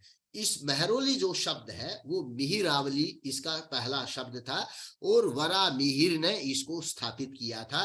ये ध्रुव जो नक्षत्र है उसको पिन पॉइंट करता है। और इस कुतुब मीनार के चारों ओर 27 मंदिर भी बनाए गए थे जो 27 नक्षत्रों के एंगल्स पे बने हुए थे। और ऐसा ही वैध यूपयान वरामिहिर ने गांधार और अन्य देशों में भी बनाए थे। परंतु कुतुबुद्दीन ऐबक आया, उसने इसको डिमोलिश किया, अपना नाम से इसको रखा और इसके अंदर जो आयतें उसने लिखी, आप देखेंगे कि वो आयतें जो लिखी गई हैं वो सही कंप्लीट नहीं होती है। वो बीच में ही, वो पूरी दीवार को जो चक्कर है उसमें कंप्लीट नहीं होती, वो बीच में ही टूट जाती, क्योंकि जब आप बाद में कोई चीज लिखेंगे तो वो उस ढंग से नहीं बन सकती है। और दूसरे, जो कुतुब मीनार है, क्योंकि जो हमारा उज्जैन है, दिल्ली और उज्जैन के अक्षांश में 5 डिग्री का अंतर है, तो कुतुब मीनार भी 5 डिग्री उज्जैन की ओर झुका हुआ है। तो ये सारी ऑब्जर्वेटरीज हमने बनाई। परंतु इन ऑब्जर्वेटरियों को छोड़ के पौराणिक काल में हम देखते हैं कि हमारे यहाँ जो मंदिर थे वो मंदिरों में हम पूजा करने लगे, यद्यपि जो खगोल विज्ञान की बात होनी थी वो हम भूल गए। तो इस प्रकार से हम अपनी संस्कृति के जो संकेत थे, वैदिक जो संस्कृति थी, उसको भूलते गए और एक आधुनिक संस्कृति हम विकसित करते चले गए जो कि अंधविश्वास और इन सब चीजों से भरी हुई थी। और आप देखते हैं प्राचीन काल में हमें कोई संकेत नहीं मिलता कि भारत में कहीं मूर्ति पूजा होती थी। ऋग्वेद का सबसे बड़ा एक मंत्र है और वो कहता है, उस मंत्र में कहा है, न तस्य प्रतिमा अस्ति यस्य नाम महद यशः। कहता है जिसका इतना बड़ा विश्व, सारी यश पूरी विश्व में व्यापक है, उसकी कोई प्रतिमा नहीं हो सकती है। और यही नहीं, ऋग्वेद ही नहीं, योग वासिष्ठ एक बहुत बड़ा वेदांत दर्शन का ग्रंथ है, योग वासिष्ठ। और योग वासिष्ठ का जो वैराग्य प्रकरण है, उसमें एक पूरा अध्याय है जो कि इसी मूर्ति पूजा का विरोध कर रहा है। वहां पर एक जगह लिखता है, योग वासिष्ठ में लिखा है, जहां राम और वशिष्ठ का संवाद हो रहा है, वह कहता है, आत्म संवित्ति रूपम तु त्यक्त्वा देवार्चनम जनः कृत्रिम आर्चासु ये सक्ता स्थिरम क्लेशम भजन्ति ते। कहता आत्म संवित्ति रूपम त्यक्त्वा, कहता जो आत्म संवित्ति रूप है, जो आत्म स्पिरिचुअल जो नेचर का जो ब्रह्म है या जो आत्म तत्व है, उसको रियलाइज न करके देवार्चनम जनः, जो लोग कृत्रिम आर्चासु, कृत्रिम जो अर्चना करने लगे, देवताओं के नाम से जो कृत्रिम अर्चना कर रहे हैं और उसमें संलग्न हो गए हैं, वो कहता है क्लेशम भजन्ति ते, वो बहुत क्लेश को, दुखों को प्राप्त होने वाले हैं, क्योंकि वे ब्रह्म का वास्तविक स्वरूप भूल गए हैं। एक जगह तो बड़ा स्पष्ट लिखता है, कहता है बाल क्रीडोपमं च ते अध्यात्म ध्यानादरिते ब्रह्म कुर्वन्तु देव पूजनम। कहता है वो जो लोग हैं अध्यात्म ध्यान की बजाय जो मूर्ति पूजा करने लग गए हैं, वो तो ऐसे हैं, उन बच्चों की तरह है, बाल क्रीडोपमम, जो कि गुड्डे गुड़ियों का खेल खेलते हैं, वो उन बच्चों की तरह है। तो हमारी जो परंपरा है, हमारी जो शाश्वत परंपरा है और जो अद्वैत की भी परंपरा है, वह तो मानती है कि ये जो संसार है ये तो परिवर्तनशील है। ये मिथ्या का मतलब परिवर्तनशील है, ये नित्य नहीं है, ये हमेशा रहने वाला नहीं है। और जो नित्य है, जो शाश्वत है, वह ब्रह्म एक वस्तु है, इसलिए ब्रह्म की ही उपासना करनी योग्य है। परंतु हमारे यहाँ हमने विविध देवी देवताओं को जन्म दिया और उसकी पूजा करने लगे। और देखिए, मूर्ति पूजा वैदिक प्रभाव नहीं है, मूर्ति पूजा विदेशी प्रभाव है। मूर्तियां कैसे बनी, इसका इतिहास भी हमें जानना चाहिए। सबसे पहले जब हम मूर्ति पूजा या मूर्ति कला के इतिहास में जाते हैं तो हमें पता है ग्रीक आर्ट है, यूनान के अंदर मूर्तियां बनने प्रारंभ हुई। जो भारत के लोग प्राचीन काल में यूनान चले गए थे, वो अपने देवी देवताओं का स्मरण करके और जो वैदिक देवी देवता थे उनके नाम से वहां पर मूर्तियां बनाने लगे। फिर जो ये आर्ट है, मूर्ति कला की जो आर्ट है, ये गांधार, यूनान से गांधार में आती है और उसको हम गांधार आर्ट्स बोलते हैं। और उसी समय की देन है कि बामियान बुद्धा वगैरह की वहां पर मूर्तियां बनी। और गांधार से जो मूर्ति कला है वह मथुरा में आती है, उसको मथुरा आर्ट्स कहते हैं। तो सबसे पहले जो मूर्तियां इस देश में बननी प्रारंभ हुई वह बौद्ध लोगों ने बनाई। उसके बाद जैन जो स्थानक लोग थे उन्होंने इसको बनाया। और उसके बाद में आकर के जब मूर्ति मथुरा आर्ट्स बनी तो भारतीय समाज के लोगों ने भी अपने राम कृष्ण शिव इन सब की मूर्तियां उस समय बनानी प्रारंभ की। और हम देखते हैं शिव शंकर से पहले, आदि शंकर से पहले, आदि शंकर ने 4 जगह शिवलिंगों की स्थापना की। आदि शंकर ने किसी राम कृष्ण इत्यादि की किसी मूर्ति की स्थापना नहीं की। और इस शिवलिंग का भी उसका एक विशिष्ट अभिप्राय था। और शिवलिंग जैसे 12 ज्योतिर्लिंग है, 12 महीनों का जो सूर्य है वह प्रकाश देता है, तो उसको 12 ज्योतिर्लिंग हमने कहा। उसी प्रकार से जो छिपता हुआ सूर्य है उसको हम शिव कहते हैं। और शिव जो छिपते हुए सूर्य का लिंग माने उसका सिंबल क्या है, जो अंधकारित जो पृथ्वी है वह उसका सिंबल है, इसलिए वह जो काला पत्थर है उसके रूप में उन्होंने रखा। और क्योंकि उस समय वर्चस्व था जैन लोगों का और बुद्धिस्ट लोगों का, और उनकी जो मूर्तियां थी वो भारतीय लोगों को प्रभावित कर रही थी, तो शंकर ने भी कहा कि तुम इस शिवलिंग को मानो। तो इस प्रकार से हम देखते हैं आदि शंकर से पहले भी कोई ऐसा हमें व्यक्ति नहीं मिलता जो कि मूर्तियों की स्थापना कर रहा हो। परंतु वरामिहिर के समय से हम ये देखते हैं, क्योंकि वरामिहिर का जो बृहत संहिता है उसमें यवन शब्द का भी प्रयोग हुआ है। और वरामिहिर जो यूनान है, जो यवन है, जो ग्रीक लोग हैं, उनसे भी प्रभावित थे। उनका भी काफी जो संस्कृति थी हमारे यहाँ देखने को मिल रही थी। दूसरा एक बहुत बड़ा मैं प्रमाण देता हूं, इस देश में एस्ट्रोनॉमी चली, इस देश में ज्योतिष का बहुत बड़ा विज्ञान था और अनेक सिद्धांत ग्रंथ, 10-12 सिद्धांत ग्रंथ ज्योतिष के नाम से इस देश में प्रचलित थे। ब्रह्म सिद्धांत, पाराशर सिद्धांत, वशिष्ठ सिद्धांत, और अभी आज जो सर्वाइविंग सिद्धांत है उसको हम सूर्य सिद्धांत बोलते हैं। और एक और बड़ा ग्रंथ आज हमें मिलता है, उसको हम वेदांग ज्योतिष बोलते हैं। और वेदांग ज्योतिष में बहुत सुंदर एक श्लोक भी आता है, कहता है कि गणितम सर्वशास्त्राणाम मूर्धनि वर्तते। ये जो गणित का अर्थ वहां पर मैथमेटिक्स नहीं है, परंतु जो गणित ज्योतिष है उसको लगद कहते हैं कि ये जो गणित ज्योतिष है ये सब शास्त्रों की मूर्धा पे, शिखर पर स्थित है, क्योंकि ये पूरे ब्रह्मांड का ज्ञान इससे होता है। तो हमारे सिद्धांत ग्रंथों में आप कहीं भी देखें कोई एस्ट्रोलॉजी नहीं है। सूर्य सिद्धांत को भी देखें, वहां कोई एस्ट्रोलॉजी का न कंसेप्ट है, न एस्ट्रोलॉजी की बात की गई है। आप वेदांग ज्योतिष को देखें, वहां एस्ट्रोलॉजी का न कोई कंसेप्ट है, न बात की गई है। ये जो एस्ट्रोलॉजी भी है यह भी विदेशी प्रभाव से भारत में देन है। और जब वरामिहिर के समय, इवन कि आर्यभट्टियम को भी आप पढ़े, वहां पर एस्ट्रोलॉजी नहीं है। तो बाद में वरामिहिर के बाद और ये जो ग्रंथ लिखे गए उसमें एस्ट्रोलॉजी हम भारत में देखने को मिलती है। वेदों के अंदर जो 12 राशियां हैं उनको 12 अरे कहा गया है। जो चक्र है, द्वादशारम चक्रम, ऐसा बोलता है कि जैसे ये 360 डिग्री का चक्र है, इसके जो 12 अरे हैं उन्हीं को 12 राशियां कहा गया है। और जो 28 नक्षत्रों का नाम अथर्ववेद में आया है, तो परंतु ये जो राशियों का जो नामकरण है, करण है, वृषभ, मिथुन, इस प्रकार का जो नामकरण है ये ग्रीक प्रभाव से भारत में आया, ये हमारा नहीं है। और यही कारण एक दुखद घटना हुई कि सब लोग, विदेशी लोग कहते रहे कि जो ज्योतिष शास्त्र पे ग्रीक का प्रभाव है, यस, फलित ज्योतिष पे ग्रीक का प्रभाव है, परंतु गणित ज्योतिष भारत की अपनी देन है। और गणित ज्योतिष यूरोप में जाता है, विदेशों में जाता है, और वहां से फलित ज्योतिष के रूप में हमारे यहाँ आया।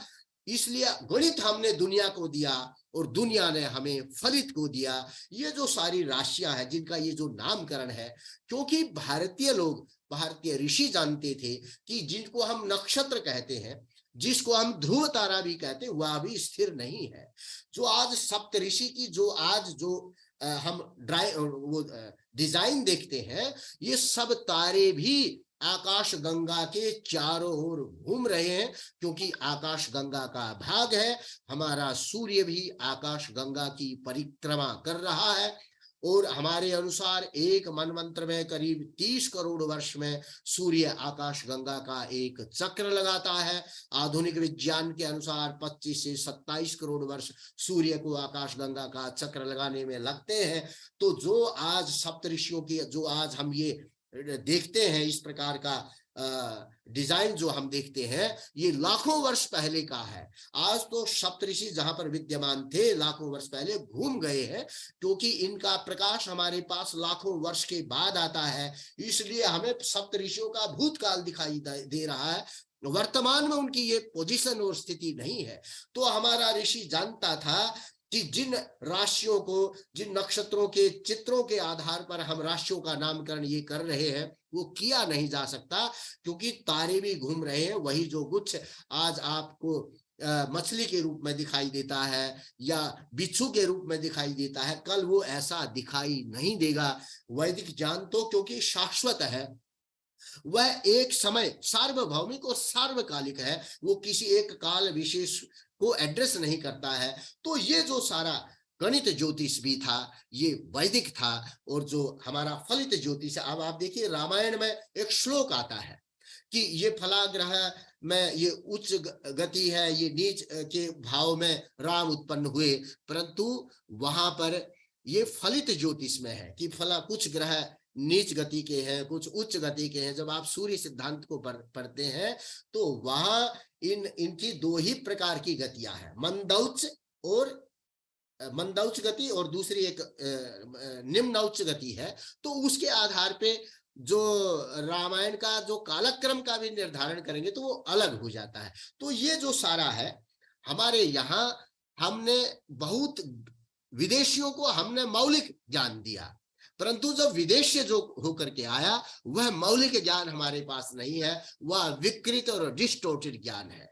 हमने योग का जो मौलिक स्वरूप है वह हमने उत्पन्न किया, अष्टांग योग का, परंतु जो आज योग का स्वरूप विदेशों के प्रभाव से और उनके प्रचार प्रसार से जो आया है वह मौलिक नहीं है।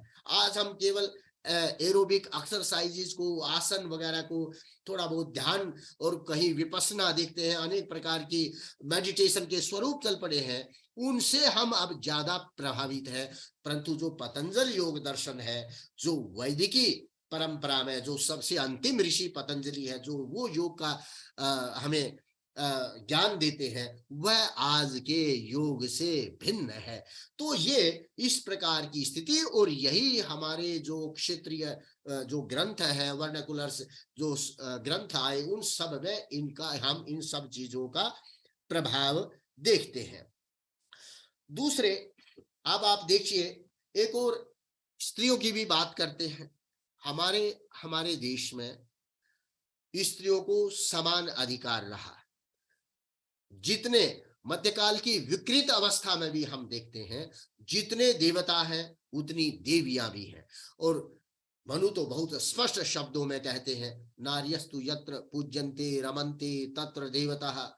तो वहां पुरुष और नारी में कोई मतभेद, कोई भिन्नता नहीं है, कोई डिस्क्रिमिनेशन नहीं है। वेदों में यदि ऋषि भी है तो ऋषिकाएं भी, गार्गी भी है, ब्रह्मवादिनी गार्गी भी इस देश में उत्पन्न होती है। परंतु जो पश्चिम है, पूरा जो पश्चिम है, उसके 2000 वर्ष की इतिहास यात्रा में, दार्शनिक इतिहास यात्रा में, स्त्रियों में कभी आत्मा को माना नहीं गया। वो मानते थे कि स्त्रियों में आत्मा नहीं होती है, इसलिए स्त्रियों को जैसे व्यक्ति ऑब्जेक्ट से व्यवहार करता है, जैसे किसी पदार्थ से व्यवहार करता, स्त्रियों को ऐसा उपभोग की वस्तु माना जाता था। परंतु हमारे यहाँ इस प्रकार की अवधारणा नहीं थी, और यही कारण हुआ कि उन विदेशियों ने, इस विदेशी दर्शन के प्रभाव में, वहां पर तो स्त्रियों को कोई न अधिकार थे, न उनकी कोई व्यवस्था थी, न उनका कोई सम्मान था, क्योंकि वस्तु का कोई सम्मान नहीं होता है, मालिक उसको चाहे जैसे प्रयोग करेगा। तो वही प्रभाव जब विदेशी आक्रांता भारत में आए, ये यूरोपीय लोग भारत में आए, तो उसी संस्कृति को हमने भी ग्रहण किया। और ये जो ढोल गंवार पशु शूद्र अरु नारी, ये सब जो है इस प्रकार के वाक्य, मुझे तो लगता है उस समय यहाँ पर इंसर्ट किए गए हमारे साहित्य में। और आप देखते हैं कि इस्लाम में तो महिलाएं मॉस्क नहीं जा सकती हैं, वो, उनको कोई विशेष अधिकार नहीं है। और इवन की जो चर्चिज है, ये जो आपके ईसाइयत है, वहां भी महिलाओं को कोई विशेष वो अधिकार नहीं थे। तो ये जो सारी संस्कृति हमारे देश में भी आई, हमने उसको ग्रहण किया। ये जो पर्दे की व्यवस्था, ये सब जो है हमने ये ग्रहण की। नहीं तो हम देखते हैं दशरथ के साथ कैकेयी भी युद्ध के मैदान में जाती है, अपने पति का साथ देती है, तो युद्ध भी लड़ती थी नारियां। तो वो जो वास्तविक जो वैदिक स्वरूप है, वो आज जो भी विकृति भारत के अंदर है, जो भी विकृति हम अपने क्षेत्रीय साहित्य में, क्षेत्रीय परंपराओं में देखते हैं, वो विदेशियत के प्रभाव से। अच्छी बातें विदेशों ने हमसे ग्रहण की, उनकी बुरी बातें हम ग्रहण करके हठ धर्मिता अपनाए हुए हैं। आज एक शब्द का बहुत हम प्रयोग करते हैं, मुझे कोई संदेह नहीं उसको कहने में। देखिए, वेदों में भारत शब्द का प्रयोग हुआ है, और भारत शब्द का अर्थ भी वहां ये है कि भा माने जो ज्ञान विज्ञान में जो रत रहने वाले थे, जिस देश के लोग ज्ञान विज्ञान में रत रहने वाले लोग थे, उस देश का नाम भारत था। और उस देश का नाम आर्यावर्त था। और ये जो विदेशी शब्द है, हमें विदेशी आक्रांताओं ने हमें ये शब्द हिंदू दिया, और हमारे पुराणों में भी, भविष्य पुराण में भी हिंदू शब्द को इंसर्ट किया गया। और उसी भविष्य पुराण में अकबर का भी नाम है, उसमें शाहजहां का भी नाम है, और वह हिंदू की परिभाषा भी दी गई है, हिनस्ती दुष्यति। और वो जो परिभाषा है वो व्याकरणिक दृष्टि से भी ठीक नहीं है। और अब हम सब एक बड़ा हमने ठेका ले लिया है कि हम हिंदू हैं। देखिए हम अपनी वैदिक विचारधारा से कितना दूर चले गए हैं, और जो विदेशियत की, जो मिथ्या प्रचार की विचारधारा है, हमने उसको सख्ती से ग्रहण कर लिया है और अपने अभिमान का विषय बना लिया है। तो ये बड़ा आश्चर्य की बात है कि हम अपने सत्य को छोड़ रहे हैं, और जो असत्य है उसको हम बड़े स्वाभिमान से धारण करके उसको सिद्ध करने में हम अपनी पूरी ताकत लगाए हुए हैं। जबकि हमारी जो विचारधारा है, सत्य की विचारधारा है, सनातन की विचारधारा है, और हम अपनी विचारधारा से बहुत दूर पे दूर होते चले जा रहे हैं।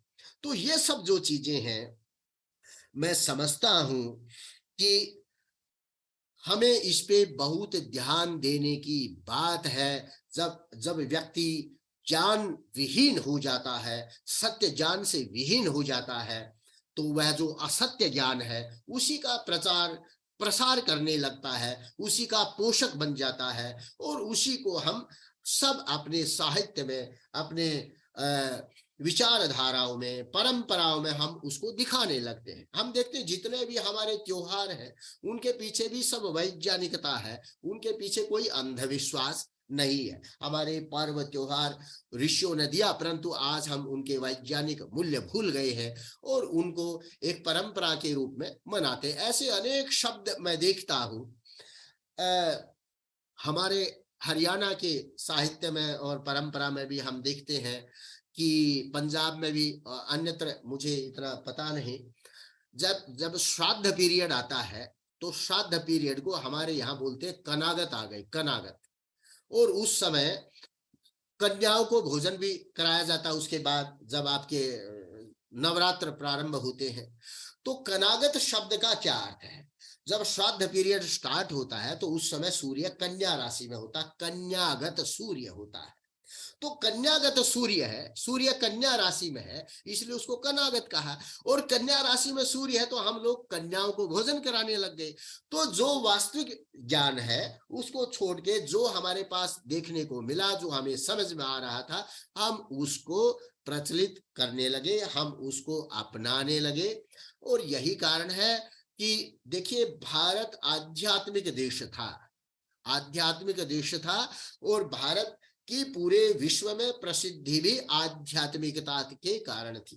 परंतु आज इतना पाश्चात्य प्रभाव है भोगवाद का, भौतिक संस्कृति का, कि इवन की भारत के जो आध्यात्मिक कहे जाने वाले लोग हैं वो भी भोगवादी संस्कृति के उपासक हैं। वही भी भौतिकता, जो मैटीरियलिज्म है, उसके पीछे पड़े हुए हैं।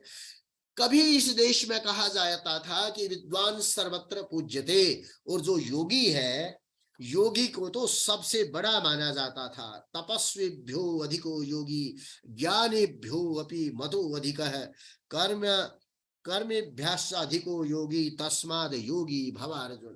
कि तपस्वी से, ज्ञानी से, कर्म करने वाले से, निष्काम कर्म, इन सब लोगों से योगी बड़ा है। और उसके बाद ज्ञानी का महत्व था। विद्वान सर्वत्र पूज्यते स्वदेशे पूज्यते राजा, इस प्रकार से हम कहा जाता था। परंतु इस देश के अंदर अब जो धनी है उसी की पूजा है, धनिक जो है वही सर्वत्र पूजा जाता है, उसी का जो महत्व है।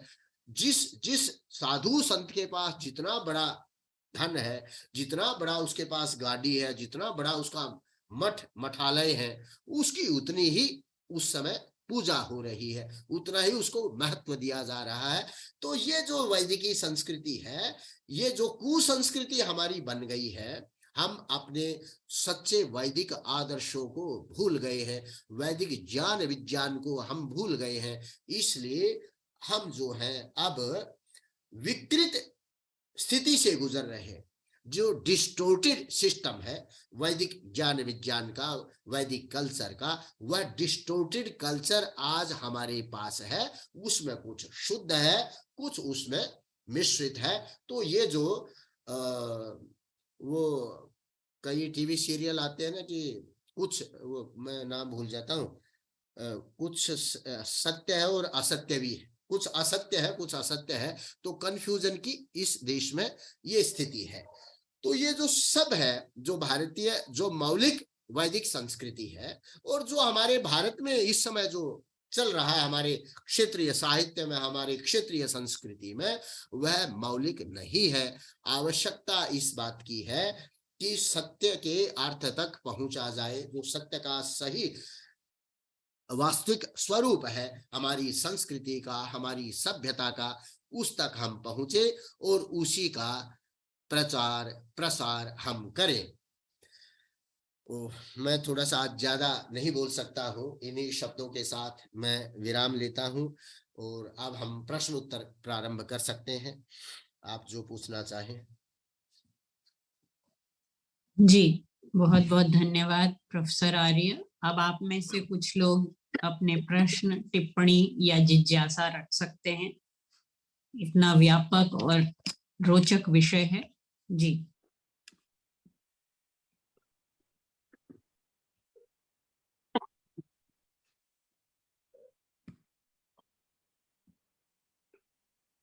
नमस्ते प्रोफेसर साहब।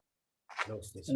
जी। सर, आपने ये कहा कि हमारे पास कोई मौलिक स्वरूप नहीं है अभी। आज हम विकृत डिस्टॉर्टेड कल्चर से में घूम रहे हैं। तो क्या इसको वैदिक मौलिक संस्कृति को स्थापित करने के लिए कोई हमने ब्लूप्रिंट तैयार किया है या कोई ऐसी संस्था है जो इसमें कार्यरत है? नहीं, ऐसी तो कोई संस्था नहीं है। ये संस्था तो बनी थी, परंतु वो संस्था तो ऐसा काम नहीं कर रही। स्वामी दयानंद ने आर्य समाज की स्थापना तो यही की थी कि उसी जो मौलिक ब्लूप्रिंट था उस पे काम करते, परंतु अब वहां भी उसकी मेरे को नहीं लगता कुछ ज्यादा समझ है। सप्ताह में एक बार हवन करना और घर आ जाना, यही हम उसको मानते हैं। तो जो जो ज्ञान का ह्रास हो रहा है, उतना ही अज्ञानता का, देखिए, बैलेंस रहेगा। या तो अज्ञानता बढ़ेगी या ज्ञान बढ़ेगा। ज्ञान आप बढ़ाएंगे, अज्ञानता कम हो जाएगी। तो उस दृष्टि से देखिए, लोग साहित्य की दृष्टि से विद्वान लोग काम कर रहे हैं, पुस्तकें लिख रहे हैं और हो रहा है, परंतु प्रचार प्रसार की दृष्टि से इस प्रकार का कोई योजनाबद्ध जो कार्य है या ब्लूप्रिंट जिसे आप कह रहे हैं, ऐसा तो मुझे नहीं लग रहा। हाँ, क्योंकि भारतीय संस्कृति के पुनर्जीवन के लिए पूरा अभियान चल रहा है, अपनी संस्कृति को फिर जीवित करें। परंतु वही है, उस पुनर्जीवन में भी जो अशुद्ध अंग है, जो विकृत स्वरूप भी है, उसको भी हम पुनर्जीवित करना चाहते हैं। और कुछ एलिमेंट्स ऐसे हैं, उसका शुद्ध स्वरूप न जीवित करके हम उसके अशुद्ध स्वरूप को भी उसको ज्यादा हाईलाइट कर रहे हैं। तो दोनों प्रकार की शक्तियां काम कर रही है, इसलिए कंफ्यूजन की जो स्थिति है वो ज्यादा बनी रहती है। ठीक है। दूसरा एक पॉइंट था जो आपने शिवलिंग की बात की कि आदि शंकराचार्य ने शिवलिंग की स्थापना की, अपने जितने भी उन्होंने मठ बनाए। जी। एक जो ये शिवलिंग का जो लिंग का अर्थ कहीं कहीं अलग दिखलाई पड़ता है। वैशेषिक दर्शन में जी, लिंग को का अर्थ शायद अनुमान लिया गया है, मीमांसा दर्शन में सिंबल के रूप में सामर्थ्य ये कहा गया है। सिंबल और के रूप डॉक्टर में। फतेह सिंह ने हाँ जी।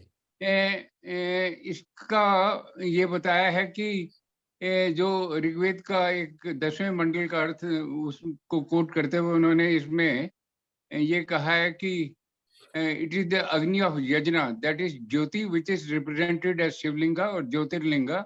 All the Shiva's names used in the Puranas, that is Rudra, Pashupati, Ishan, Ugra, Bhava, Ashani, and Mahadeva are also used in Brahman Granths और अग्नि। तो जी। ब्राह्मण ग्रंथ के उन्होंने वो रेफरेंसेस भी कोट किए हैं।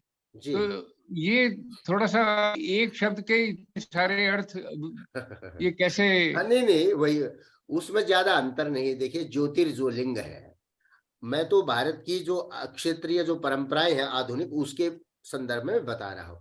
12 ज्योतिर्लिंग है, द्वादश लिंग है ना, और वो 12 है क्योंकि सूर्य की किरणों से ही संबंधित है। ये लिंग भी उसी का सिंबल है, सूर्य की किरणों का। तो ज्योतिर्लिंग में आप देखेंगे वो स्वर्ण के हैं, सोने के बने हुए ज्योतिर्लिंग हैं जहां जहां भी है।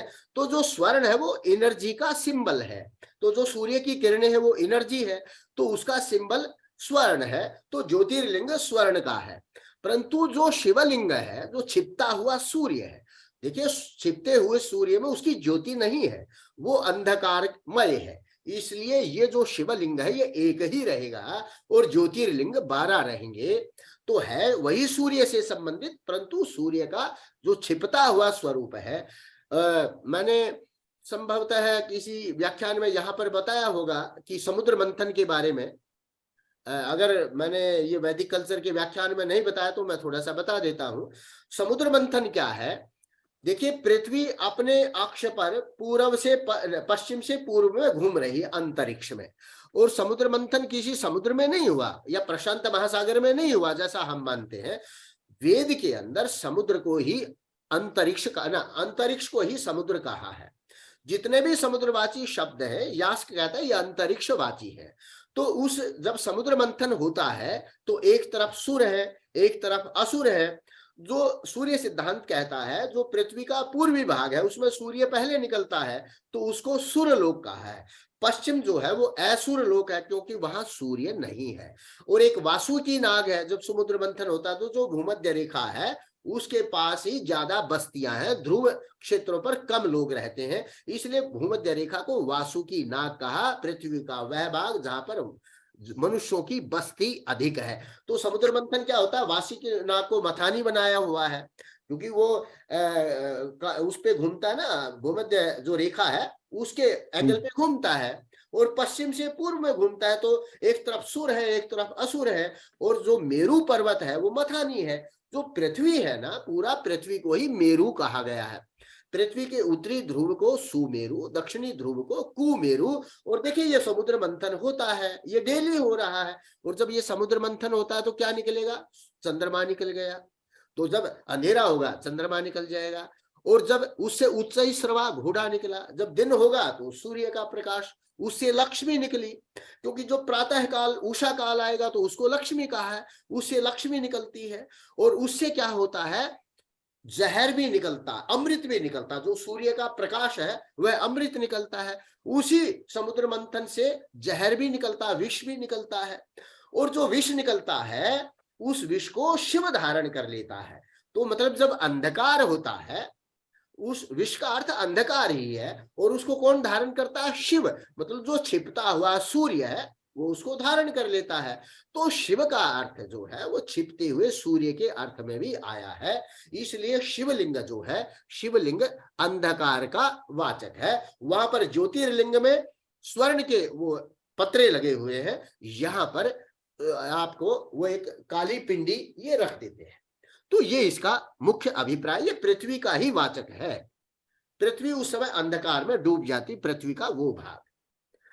तो मैं तो, मेरे कहने का अभिप्राय ये है कि ऐसा अगर मूर्ति कला, मूर्ति पूजा और ये मूर्तियां वेदों में सम्मत होती तो शंकर भी रख देते सब, पर ये उस समय नहीं था। धीरे धीरे भारत में ये बाद में प्रचलित हुआ।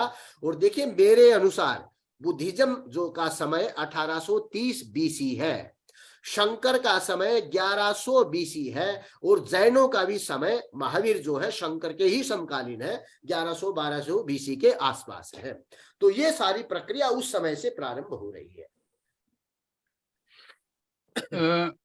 सर, ये 5 प्रकार के मंदिर हैं।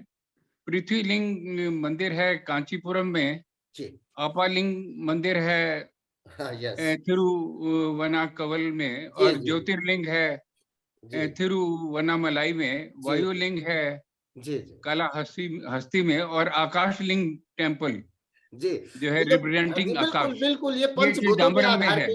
पंचभूतों के आधार पे लोगों ने बनाए, ऐसे नवग्रह के भी बनाए। तो तो क्या मतलब ये सब शंकराचार्य के बाद में बने हैं या उससे पूर्व काल के हैं? ऐसा जी बाद का ही है। मुझे तो पूर्व काल में ऐसा कुछ लगा नहीं कि कोई इस प्रकार का देखें, परंतु फिर लोगों ने अलग अलग नवग्रह और ये सब मंदिर किसी न किसी ढंग से बनाए, जो जिसके समझ में आया। अभी रिसेंटली एक मेरे मित्र हैं साधु प्रोफेसर रंगराजन, उन्होंने एक भारत माता का भी मंदिर बनाया है बेंगलोर में। वो कहते हैं मैं इन सब देवी देवताओं को नहीं मानता, मैं भारत माता को ही मंदिर बना मानता हूँ। तो भारत माता मतलब जिसका जो कंसेप्ट है, जब मंदिर की परंपरा प्रारंभ हुई तो जिसको जो समझ में आया वैसे मंदिर बनाए लोगों ने। ये भारत माता मंदिर एक हरिद्वार में सत्यमित्रानंद जी ने भी बनवाया हाँ, है। उन्होंने भी बनाया है बिल्कुल। हम्म। तो आप देखिए हमारे यहाँ पूजा क्या है, इसको भी हमें समझ लेने की बात है। किसी भी चीज को रेस्पेक्ट देना, क्योंकि उससे हमें फायदा हो रहा है, उसको उसके गुणों को एप्रिशिएट करना, हम इसको पूजा मानते हैं। परंतु जो आधुनिक समय में जब ये मंदिरों का सिस्टम स्टार्ट हुआ, तो पूजा का यहाँ पर अर्थ बदल गया है। पूजा का अर्थ हम ये जो दीप घुमाना, बत्ती घुमाना ये मानते हैं। और जो गुरु नानक है उन्होंने भी इसका विरोध किया। गुरु नानक तो कहता है कि ये जो पूरा ईश्वर है, ये जो पूरा नक्षत्र सूर्य तारे हैं, ये पूरी थाली है और ये पूरी पूजा ब्रह्मांड की चल रही है। तो उस समय भी लोगों ने उसके अलग अलग अर्थ किए। परंतु हम तो अब हमने तुलसी को देव माना, हम बर्ड पीपल की पूजा करते थे, तुलसी की पूजा करते थे। इसका मतलब ये था कि हम ये मानते थे कि इनमें बहुत ज्यादा गुण है, ये हमारे लिए उपयोगी है। तो हमने उनको ऐसा नहीं कि हम उनके पूजा का उनको माध्यम बना लिया था हमने। परंतु अब क्योंकि जब सिस्टम बदला, एक परंपरा बदली, मंदिर में पूजा की एक परंपरा बदली, तो उसी परंपरा में अब पूजा का स्वरूप भी बदल गया। जब परंपरा अलग थी तो उस समय स्वरूप अलग था। अब ये शतपथ नहीं, योग वासिष्ठ ही है। योग वासिष्ठ तो वेदांत का ग्रंथ है, उसमें कहा ज्ञानार्जनेन अविरतम पूजनीय स सर्वदा। स्पष्ट कहता कैसे ईश्वर की पूजा करनी है। ज्ञानार्जनेन अविरतम, ज्ञानार्जन अविरत ज्ञान प्राप्ति के द्वारा सह सर्वदा पूजनीय, वह ब्रह्म हमेशा पूजनीय है, उसकी पूजा करनी चाहिए ज्ञानार्जन के द्वारा। मतलब किसी विषय के, किसी वस्तु के गुण धर्मों को उसका ज्ञान प्राप्त करके ही उसकी पूजा हो जाती है। अगर आपको उसके गुण धर्म नहीं पता, उसके बारे में आपको ज्ञान नहीं है, तो आप उसकी पूजा नहीं कर पा रहे हैं। ये परिभाषा योग वासिष्ठ देता है। ज्ञान अर्जनेन अविरतम पूजनीय, ज्ञान अर्जन के द्वारा सह सर्वदा पूजनीय है, वह ब्रह्म हमेशा पूजनीय है, उसकी पूजा करनी चाहिए। तो पूजा का भी स्वरूप दिया है हमारी परंपरा ने। परंतु अब अगर आप उसके बारे में उसके बारे में ये तो नॉलेज नहीं कि इसके क्या गुण धर्म है, हमारे लिए क्या उपयोगी है, क्यों उपयोगी है, और आप वैसे अंधाधुंध उसकी पूजा करते हैं, तो वो तो ठीक है, आपकी अंध भक्ति में भी वहां विज्ञान है। परंतु वो जो भक्ति है वो विकृत भक्ति है, क्योंकि हम उसके सही रहस्य को नहीं जानते। और जब आप उसके सही रहस्य को जान जाते हैं तो आप वैसे ही उसके प्रति श्रद्धावनत हो जाएंगे, उस वस्तु के प्रति। आप तो 24 घंटे उसकी पूजा में है और आप वहां 10 मिनट के लिए, 5 मिनट के लिए करके फिर वापस चले जाते हैं। तो ये जो है हमारी जो परंपराएं थी वो विकृत स्थिति में आज भी उसी सत्य को लेकर के स्थित है। परंतु उसके सही सत्य को जानना अत्यंत आवश्यक है। जब तक उसके शुद्ध रूप को हम नहीं प्रकाशित करेंगे, अगर आप इसके शुद्ध रूप को आप सही रिप्रेजेंट करते हैं भारतीय फिलोसफी को, तो सारी दुनिया मानने को तैयार है। इस फिलोसफी में कहीं कोई ऐसी गड़बड़ नहीं, कहीं कोई ऐसा शब्द नहीं। देखिए धर्म, अब धर्म को ही ले लीजिए, अब हम रिलीजन को धर्म मानने लग गए हैं। सब कहते हैं धर्म, हिंदू धर्म, जैन धर्म। हमारे यहाँ धर्म का अर्थ कहता है, धर्म का अर्थ तो जो धारण करने योग्य जो जीवन मूल्य थे, जो विद्या थी, उन सबको हमने धर्म कहा। और जो वस्तुएं, जो फैक्टर्स पूरे ब्रह्मांड को धारण कर रहे हैं, मनुष्यों को धारण कर रहे हैं, पूरे समाज को सस्टेन कर रहे हैं, वो धर्म है। तो हमारे यहाँ धर्म की परिभाषा अलग थी। अब जो हम धर्म का स्वरूप मानते हैं वो हम विकृत रूप मानते हैं। ये धर्म नहीं है, ये धर्म हमने लिया विदेश से। जो भी विकृत रूप आज हमारे पास है वो विदेशी धरोहर है, वो अज्ञानता का जो स्वरूप है वो विदेशी स्वरूप है, जो शुद्ध रूप है वो हमारा अपना है, उसमें जो मिश्रित विकृत है वो विदेशी है, ये मैं कहना चाहता हूं। सर, मेरा एक छोटा सा सबमिशन है कि हम समझते हैं कि मध्यकाल में केवल गुरु नानक ने ही मूर्ति पूजा का विरोध किया, ऐसा नहीं है। उससे पहले गोरखनाथ ने, और आसाम में अगर आप कभी गए हो तो वहां जितने नाम घर बने हुए हैं, किसी भी मंदिर में उनकी मूर्ति नहीं है, और उसके संस्थापक थे शंकरदेव। जी पूरे जी आसाम में आपको नहीं नहीं ऐसे ठीक है। मंदिर मिलेंगे, नाम घर मिले। तो ये कहते तो यही है कि ये जो संत ट्रेडिशन है, इसकी स्थापना शंकराचार्य से ही प्रारंभ हुई थी, जी और वो साउथ से चल के उत्तर में आई है। जी और प्रोफेसर राघवन हुए, कोई संस्कृत के बहुत उच्च कोटि के विद्वान थे, चेन्नई में, मद्रास यूनिवर्सिटी में। जी जी उन्होंने एक पुस्तक लिखी है, सेंट सिंगर्स ऑफ इंडिया। जी तो ऐसे कई संतों का उन्होंने वर्णन किया जो मूर्ति पूजा के पोषक नहीं थे। जी जी जी देखिए, भारत की परंपरा तो विविध रही है, जैसा अभी डॉक्टर जी आर्य ने बताया। तो विविधता ही हमारी संस्कृति की बहुत बड़ी विशेषता है। सब तरह की वैदिक चिंतन में भी हमें साकार रूप में नहीं मिलता ईश्वर का स्वरूप, लेकिन सगुण और निर्गुण दोनों रूपों में मिलता जी है। बिल्कुल बिल्कुल। जी, आप बात करें आप। जी। तो ये जो आप बिल्कुल ठीक कह रहे हैं, तो एक एग्जाम्पल दिया था मैंने गुरु नानक का। भारत की एक बहुत बड़ी संतों की परंपरा है, वो भी इसको नहीं मानती है।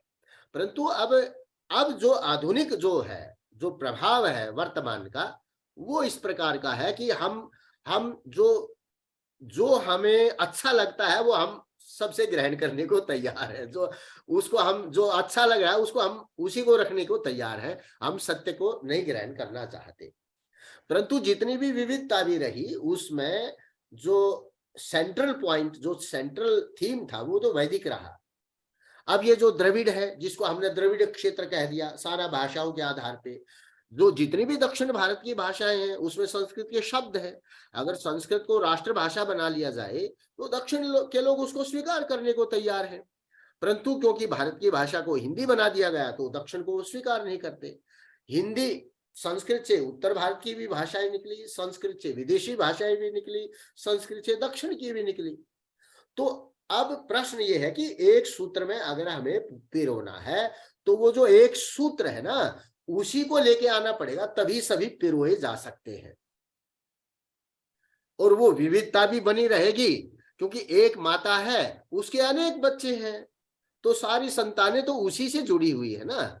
अगर आपको विविधता में एकता बनानी है तो वो जो सूत्र है, जो सबको एक जगह लेके खड़ा करना पड़ेगा, आपको उसी को प्रभावी ढंग से लागू करना पड़ेगा, सब जुट जाएंगे। अगर आप अलग अलग को करेंगे, भाई नहीं हमारा वर्चस्व है, तो पूरा का पूरा सिस्टम टूट जाएगा। सर मेरा बहुत भी अच्छा, धन्यवाद। जी प्रणाम सर, मेरा भी एक प्रश्न है। जी अभी आपने मूर्ति पूजा और ये सब मतलब अभी जो बताया है, मेरा प्रश्न है कि भगवान शिव कौन थे? मेरे को जो मतलब एक्वायर्ड नॉलेज है उसके हिसाब से ये बताया जाता है कि सबसे पहले प्रथम आदि योगी जो है वो भगवान शिव थे। उनको परमात्मा का दर्शन हुआ और उसके बाद उन्होंने सप्त ऋषियों को, 7 योगियों को फिर उन्होंने दिया, और उसके बाद से फिर हमारे 7 वर्ण चले, और तभी उन्हीं के आगे से ही फिर ये वेद लिखे गए। तो सबसे पहले आदि योगी जो है वो भगवान शिव थे। और दूसरा प्रश्न है सर, जो शिवलिंग है उसमें आपने अभी बिल्कुल नई बात बताई है। शिवलिंग को हम लोग जो है प्रकृति और पुरुष का वैसा करके हम लोग मानते थे, मेल फीमेल एनर्जीज को, तो थोड़ा करेक्ट करें सर प्लीज।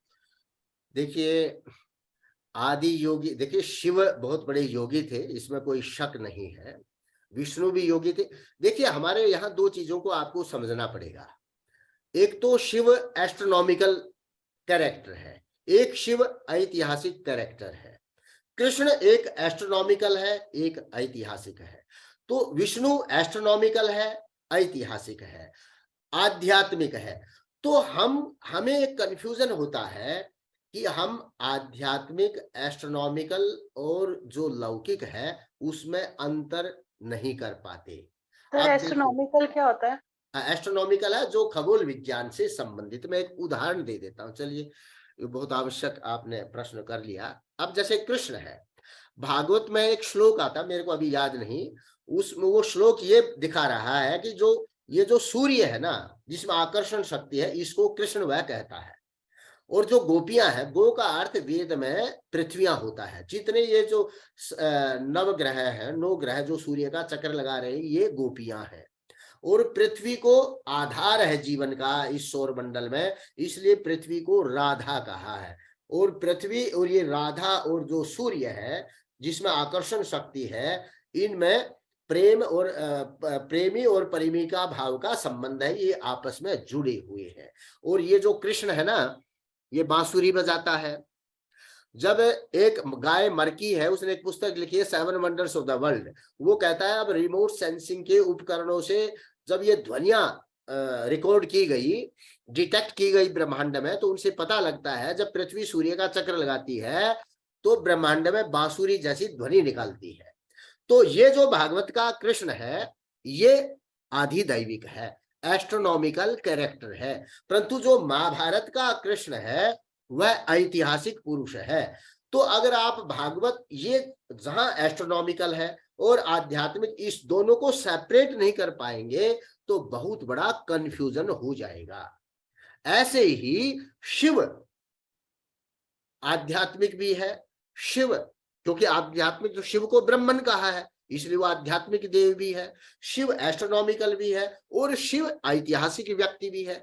जो ऐतिहासिक व्यक्ति शिव है वो योगी है, परंतु जो आदि योगी है वो आदि योगी हम नहीं कह सकते, क्योंकि जो वैदिकी परंपरा है उसमें तो ब्रह्मा को सबसे पहला माना है, फिर अग्नि, वायु, आदित्य, अंगिरा, 4 ऋषि आते हैं। तो देखिए, जो शिव की परंपरा चली, जो शिव योगी की जो परंपरा चली, उस परंपरा में उनकी परंपरा का जो शिव है आदि योगी रहा होगा, उसमें हमें कोई प्रॉब्लम नहीं।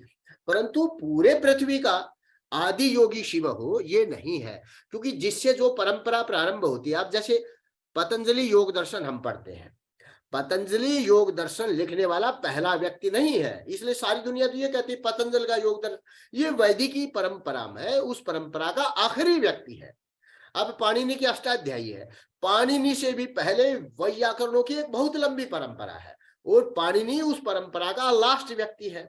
अब सब लोग कहते हैं व्याकरण पाणिनि का है, तो ये कंफ्यूजन है। जो आदि शिव है वो शिव की जो परंपरा चली होगी शिव के सिस्टम की, उसमें उनके आदि योगी रहे होंगे। जैसे गोरखनाथ संप्रदाय है, उनका आदि योगी तो गोरक्षनाथ है, उससे वो संप्रदाय चल पड़ता है।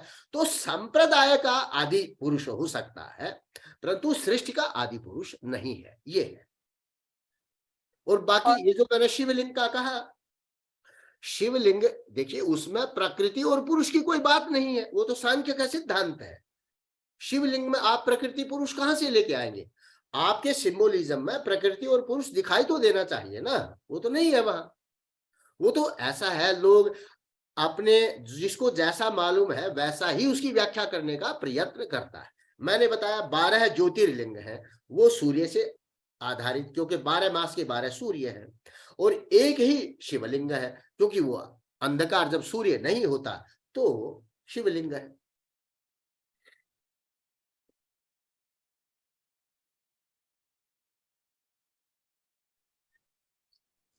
और कोई प्रश्न या टिप्पणी?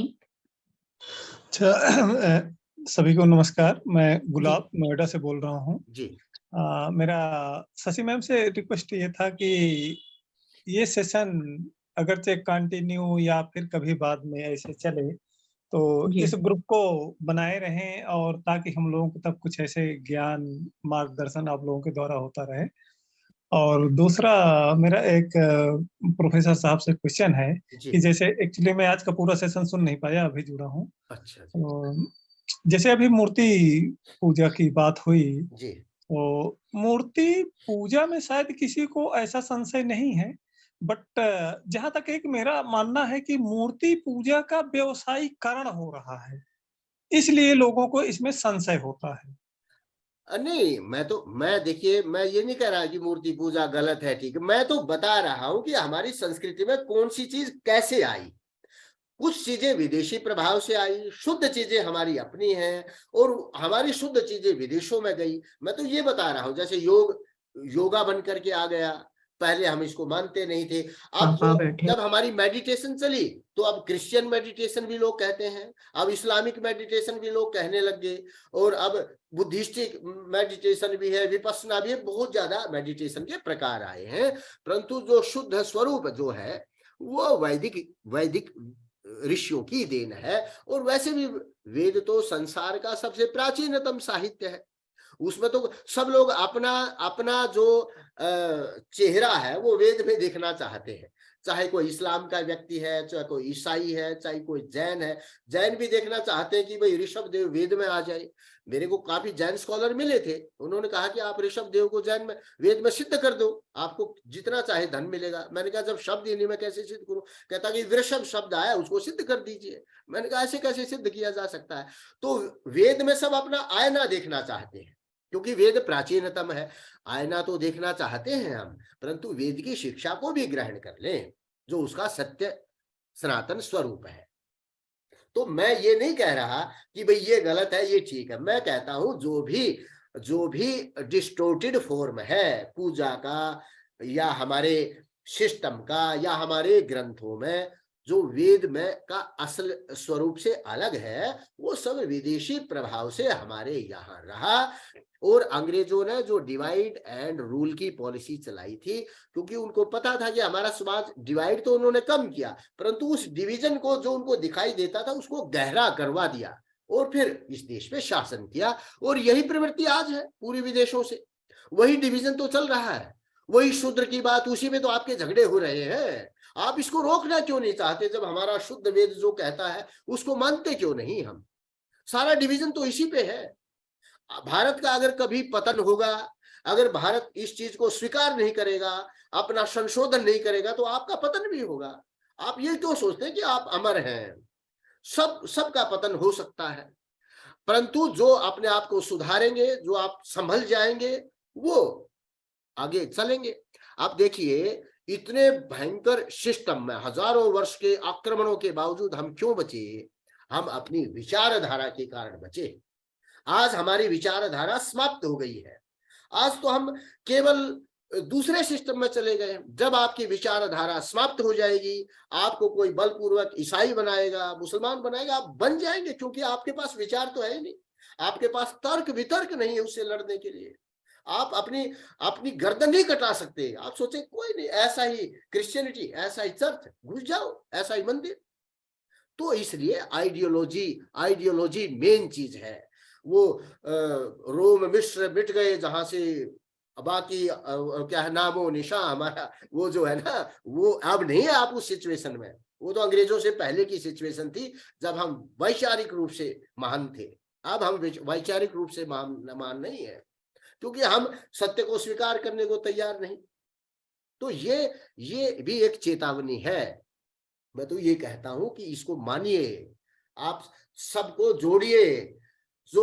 ये जो विविधता में एकता है वो तभी तक कायम है जब एक सूत्र, एकता वाला सूत्र आप रखेंगे उसमें, तब वृक्ष की अनेक ब्रांचेज हैं, परंतु सारे एक वृक्ष से जुड़ी हुई है। जब आप उन अनेक जड़ से अलग कर देंगे ना ब्रांचेज, सब नष्ट हो जाएगा। काट दीजिए आप, कोई भी जीवित रह ले तो ये एक सूत्र को, वेद उसका सूत्र है, वेद का दर्शन उसका सूत्र है, वैदिक विचारधारा उसका सूत्र है, संस्कृत उसका सूत्र है, तब ये सब एक बनेगा। विविधता में एकता रहेगी, अन्यथा नहीं रहेगी। सर, आपके इस वक्तव्य से मुझे एक चीज ध्यान में आ रही है। जैसे आप अलग अलग धर्मों का नाम लिया, देखो जो मुस्लिम धर्म गुरु हैं उनका एम क्लियर है जी, ईसाइयों का क्लियर है, यानी जितने धर्म परिवर्तन वाले धर्म गुरु हैं जी, वो अपने समाज को क्या शिक्षा देते हैं, उनका एक एम क्लियर है कि हमें अपने समाज के लोगों को इस तरह से ज्ञान दे के कैसे काम करवाना है। लेकिन हमारे धर्म गुरुओं में क्या है कि वो समाज के लिए काम नहीं कर रहे। जब ज्ञान देते हैं वो अपना धन कमाने के लिए काम करते हैं, बिल्कुल। इसलिए समाज को हमें क्या ज्ञान देना है वो उससे भ्रमित है धन के लालच में। तो मतलब उनका इसलिए उनका उद्देश्य क्या होना चाहिए, समाज को सही ज्ञान दे और जोड़ ले पूरे समाज को। परंतु वो तो मैं कह रहा हूँ ना, भोगवादी संस्कृति में आ गए ना। हमारे जो आध्यात्मिक गुरु हैं वो पश्चिम का जो भोगवाद है उस संस्कृति में चले गए हैं। नाम के लिए हम आध्यात्मिकता कहते हैं, और हमारे यहाँ तो जो निष्काम कर्म योग है उसकी भी परिभाषा यही है कि सामाजिक सर्वहित का कार्य है, वही तो निष्काम है। नहीं तो जो भी काम करेंगे आपका स्वार्थ निहित रहेगा उसमें, आप निष्काम कैसे हो सकता है। तो वो उसकी तरफ हमें चलना होगा, वही तो हमें सबको एक सूत्र में पिरोएगा। अब आप मैक्सिमम चाहते हैं, मैं भी मैक्सिमम धन, भाई अदानी अंबानी धन इकट्ठा कर रहे हैं तो रामदेव भी अब मैक्सिमम धन इकट्ठा कर रहे हैं। तो आप या तो धन इकट्ठा करें, वो श्लोक है ना, वो हिरण्यमयेन पात्रेण सत्यशापि हितं मुखम तत्वं पूषण अपावृणु सत्य धर्माय दृष्टये। कहता वो जो हिरण्य का पात्र है, जो सोने का पात्र है, उससे सत्य का मुख ढक गया है। अगर सत्य को देखना चाहते हो तो तत्वम अपावृणु, वह जो धन का जो आवरण है ना, सोने का जो आवरण है, धन का जो आवरण है, उसको हटाइए, तब वो सत्य दिखाई देगा। तो इसलिए अब तो सत्य अंधकार के गर्त में है। हाँ, तो इसीलिए मैंने अभी पहले रिक्वेस्ट किया था कि आप जैसे महाविद्वानों का इस तरह के माध्यम से जुड़े रहना और लोगों को जागरूक करना ये बहुत जरूरी है, ताकि समाज तक एक सही ज्ञान पहुंच सके। क्योंकि हमारा जो एक समाज का मूल ज्ञान है वो मिट चुका है। जी जैसे कि ये 10 या 11 शताब्दी में बख्तियार खिलजी ने नालंदा विश्वविद्यालय जलाया। जी जी तो बिल्कुल। तो जो हमारी कहने का मतलब, पहले ऐसी यूनिवर्सिटी बहुत कम थी। जो हमारा किताबों में एक ज्ञान होता था, ताकि एक अज्ञानी भी उनको पढ़ के राइट, थोड़ा समझ सके, वो सारी चीजें खत्म हो चुकी हैं। Yes yes. कहीं ना डिस्ट्रक्शन, कहीं से इसी को आ, मैंने कहा ना, डिस्ट्रक्शन किया उन्होंने, अंग्रेजों ने डिस्टोर्शन किया। दो शक्तियां काम करी, तो जहां डिस्ट्रक्शन से हम खत्म नहीं हुए, डिस्टोर्शन से हम खत्म हो गए, और आजादी के बाद हम खत्म हो जाएंगे अब। जी। तो अब जो उस समय के विद्वानों को थोड़ा बहुत ज्ञान याद रहा, उन्होंने फिर से उसको लिखना शुरू किया।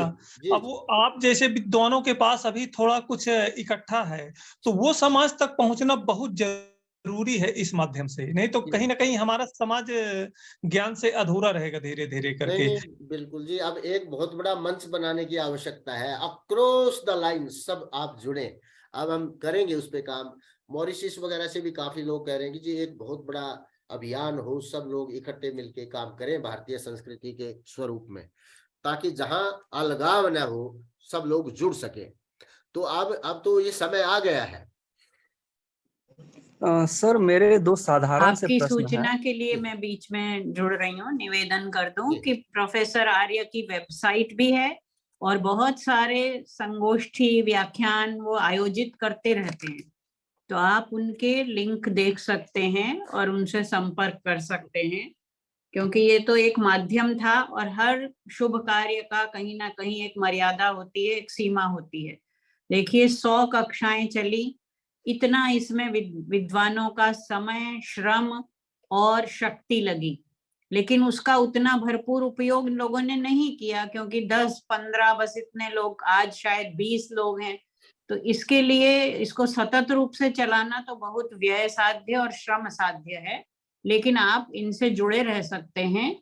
और इन्होंने वैदिक साइंसेस पर बहुत काम किया है, कर रहे हैं, तो उनकी वेबसाइट और यूट्यूब चैनल पर आप इनसे संवाद स्थापित कर सकते हैं। जी, आगे चलिए। मैम मैं एक बात भी कहना चाह रही थी कि ये ज्यादा पब्लिसिटी भी नहीं हुई है इन क्लासेस के बारे में, नहीं तो जरूर हर कोई जाना चाहता है।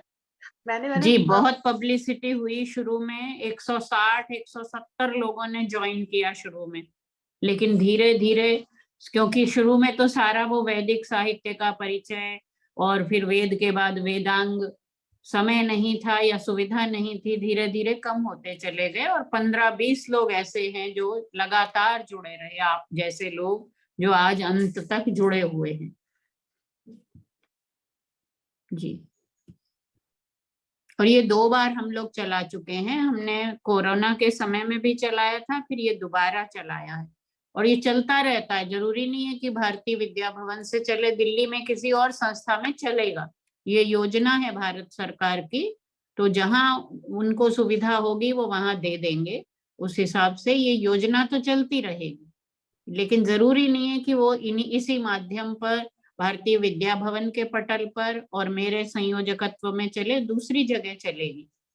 और मेरा ये सौभाग्य है और मैं इसके लिए आभारी हूँ उन सब विद्वानों की कि जिनको मैंने निवेदन किया। देश भर के जो अपने अपने विषय के विशेषज्ञ विद्वान थे, सबने मेरे निवेदन को स्वीकार किया, समय दिया और अपने ज्ञान को हम सबके साथ साझा किया। उनमें प्रोफेसर रवि प्रकाश आर्य जी भी मूर्धन्य हैं। इनको तो मैंने बाद में, जबकि ये बहुत व्यस्त रहते हैं, 2 बार मैंने अतिरिक्त कक्षा के लिए निवेदन किया और उन्होंने सहर्ष तत्काल स्वीकृति दी। तो मैं इनकी भी और अन्य सभी विद्वानों की, जो मेरे सब मुझसे छोटे हैं आयु में, उन सब के लिए मैं साधुवाद और शुभाशंसा अर्पित करती हूँ। आप सब लोग जो जुड़े हुए हैं इससे और जिनके हृदय में यदि ये चिंगारी वेदाध्ययन की, वैदिक ज्ञान की प्रदीप्त हुई है, तो शायद ये कक्षाएं आयोजित करना सफल हुआ है।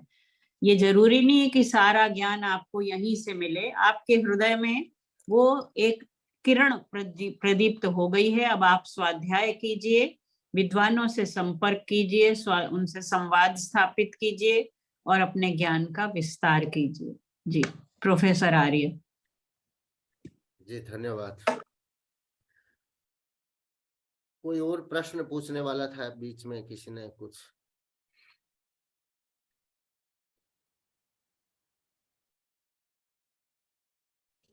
तो हमारा तो यही उद्देश्य है कि जो हमारी संस्कृति है उसका सही स्वरूप आप लोग पहचान पाएं। और मैडम शशि प्रभा कुमार जी ने कि ये बहुत बड़ा इनके माध्यम से प्रयास हुआ, और इस प्रकार के जो कार्यक्रम है वो होते रहते हैं, हम भी करते रहते हैं। तो उसकी सूचना हम भी मैक्सिमम लोगों को भेजते हैं। और आप लोग, जब आपको पता लगे, जैसे मैडम ने कहा था कि 160 लोग जुड़े थे और संख्या कम हो गई, तो ऐसे सब लोगों को सूचित करने की आवश्यकता है। अच्छा आचार्य जी, कोई प्रश्न नहीं आ रहा, तो मेरा वैसे एक प्रश्न ऐसा है, जैसे दयानंद सरस्वती जी थे, जी उन्होंने आर्य समाज की स्थापना की और जी। उन्होंने वेद और ज्ञान समाज तक अपने अथक प्रयासों से बहुत अच्छा पहुंचाया। जी तो ये जो आर्य शब्द है, जैसे कि एक आर्य हम सुनते हैं कि आर्य बाहर से आए या कहाँ के हैं, एक जी आर्य शब्द वो है। जी एक आर्य शब्द जैसे कि अभी दयानंद सरस्वती जी ने स्थापना की आर्य समाज की, जी। वो दोनों एक है या दोनों अलग अलग? नहीं, देखिए, स्वामी जी ने तो जो आर्य शब्द की स्थापना की वो तो वेद में आता है, कृणवंतो विश्वम आर्यम। और उसका उसका अर्थ भी निरुक्तकार्यास करते हैं, आर्या ईश्वर पुत्राः। मतलब हर आर्य का मतलब है, जैसे अर अर होता ना, री गतौ धातु से अर शब्द बनता है। जैसे धुरे का अर होता है, वो पूरे धुरे को, पूरे पहियों को चलाता है ना, एक धुरे में सारे वो स्पोक लग के। तो जो मिलजुल करके एक व्यवस्थाबद्ध रूप से जो लोग समाज का संचालन करते हैं बड़े सिविलाइज्ड वे से, वो सब आर्य हैं। तो आर्य का, और ये जो विदेशियों ने आर्यों का आक्रमण, आर्यों का, उन्होंने तो उस आर्य को एक रेसवाची शब्द बनाया। शब्द तो उन्होंने भी वेद से ही पकड़ा, परंतु जो आर्य शब्द स्वामी जी ने जिस सेंस में प्रयोग किया, वो तो सभ्यता मूलक में श्रेष्ठ लोगों के संदर्भ में उसका प्रयोग किया। और आर्य इसलिए कि क्योंकि सब ईश्वर की संतान है, वहां पर कोई मतभेद छोटा बड़ा नहीं हो सकता है। परंतु जो मैक्स म्यूलर इत्यादि विदेशी विद्वानों ने आर्य आक्रमण और ये इसका बात किया, उन्होंने तो आर्य शब्द को एक रेस वाचक बना दिया। जैसे व्हाइट रेस है, ब्लैक्स हैं, वो ऐसे एक रेस के रूप में उसका प्रयोग किया है। तो शब्द तो वही है वेदों का, परंतु उसका वेदों में जो मंतव्य था सभ्यता मूलक, श्रेष्ठता मूलक, वो उसी सेंस में स्वामी दयानंद ने प्रयोग किया। परंतु विदेशियों ने उसको एक रेसवाची बना दिया। और आर्यों का आगमन यूरोप से माना, क्योंकि आर्य सबसे प्राचीन लोग थे, सभ्य ताकि लोग थे, तो वो अपने आप को प्राचीनता और सभ्यता से जोड़ने के लिए उन्होंने कहा कि आर्य यूरोप से या एशिया के देशों से विदेश में भारत में गए, तो इसलिए उन्होंने ये कंसेप्ट किया। शब्द तो वही है, परंतु उनके मीनिंग, उनका दृष्टिकोण और स्वामी जी का दृष्टिकोण अलग है। महर्षि दयानंद ने वही दृष्टिकोण लिया जो जिसका उसमें वेद में जिसका निहित अर्थ था। जब वह कहता है कृणवंतो विश्वमार्यम, तो उसका अर्थ ही है कि पूरे विश्व को सभ्य बनाओ, क्योंकि उस समय सृष्टि के प्रारंभ में सभ्यता नहीं थी दुनिया में, सब लोग जंगली रहते थे, तो सभ्य बनाना। मैंने वो शब्द भी प्रयोग किया था, बाद में आए कि जैसे व्हाइट मैन बर्डन बोलते हैं ना, ऐसे ये आर्यंस का बर्डन था, वैदिक ऋषियों का बर्डन, भार था उनपे कि सबको सभ्यता सिखानी है हमने, इसलिए शब्द का प्रयोग हुआ।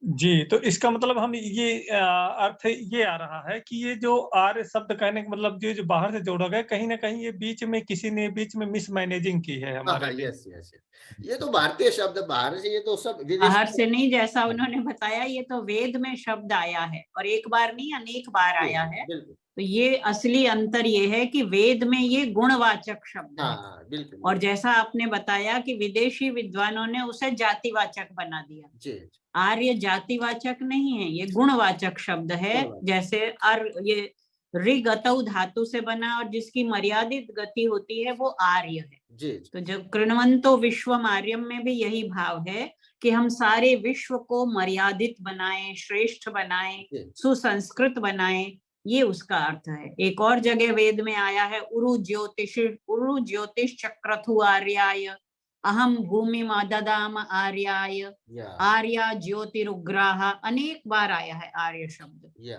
तो इसलिए ये गुणवाचक है, इसका मतलब है श्रेष्ठ, जातिवाचक नहीं है। आजकल ये रूढ़ हो गया है जातिवाचक में, और फिर इसे बना दिया आर्य दस्यु, आर्य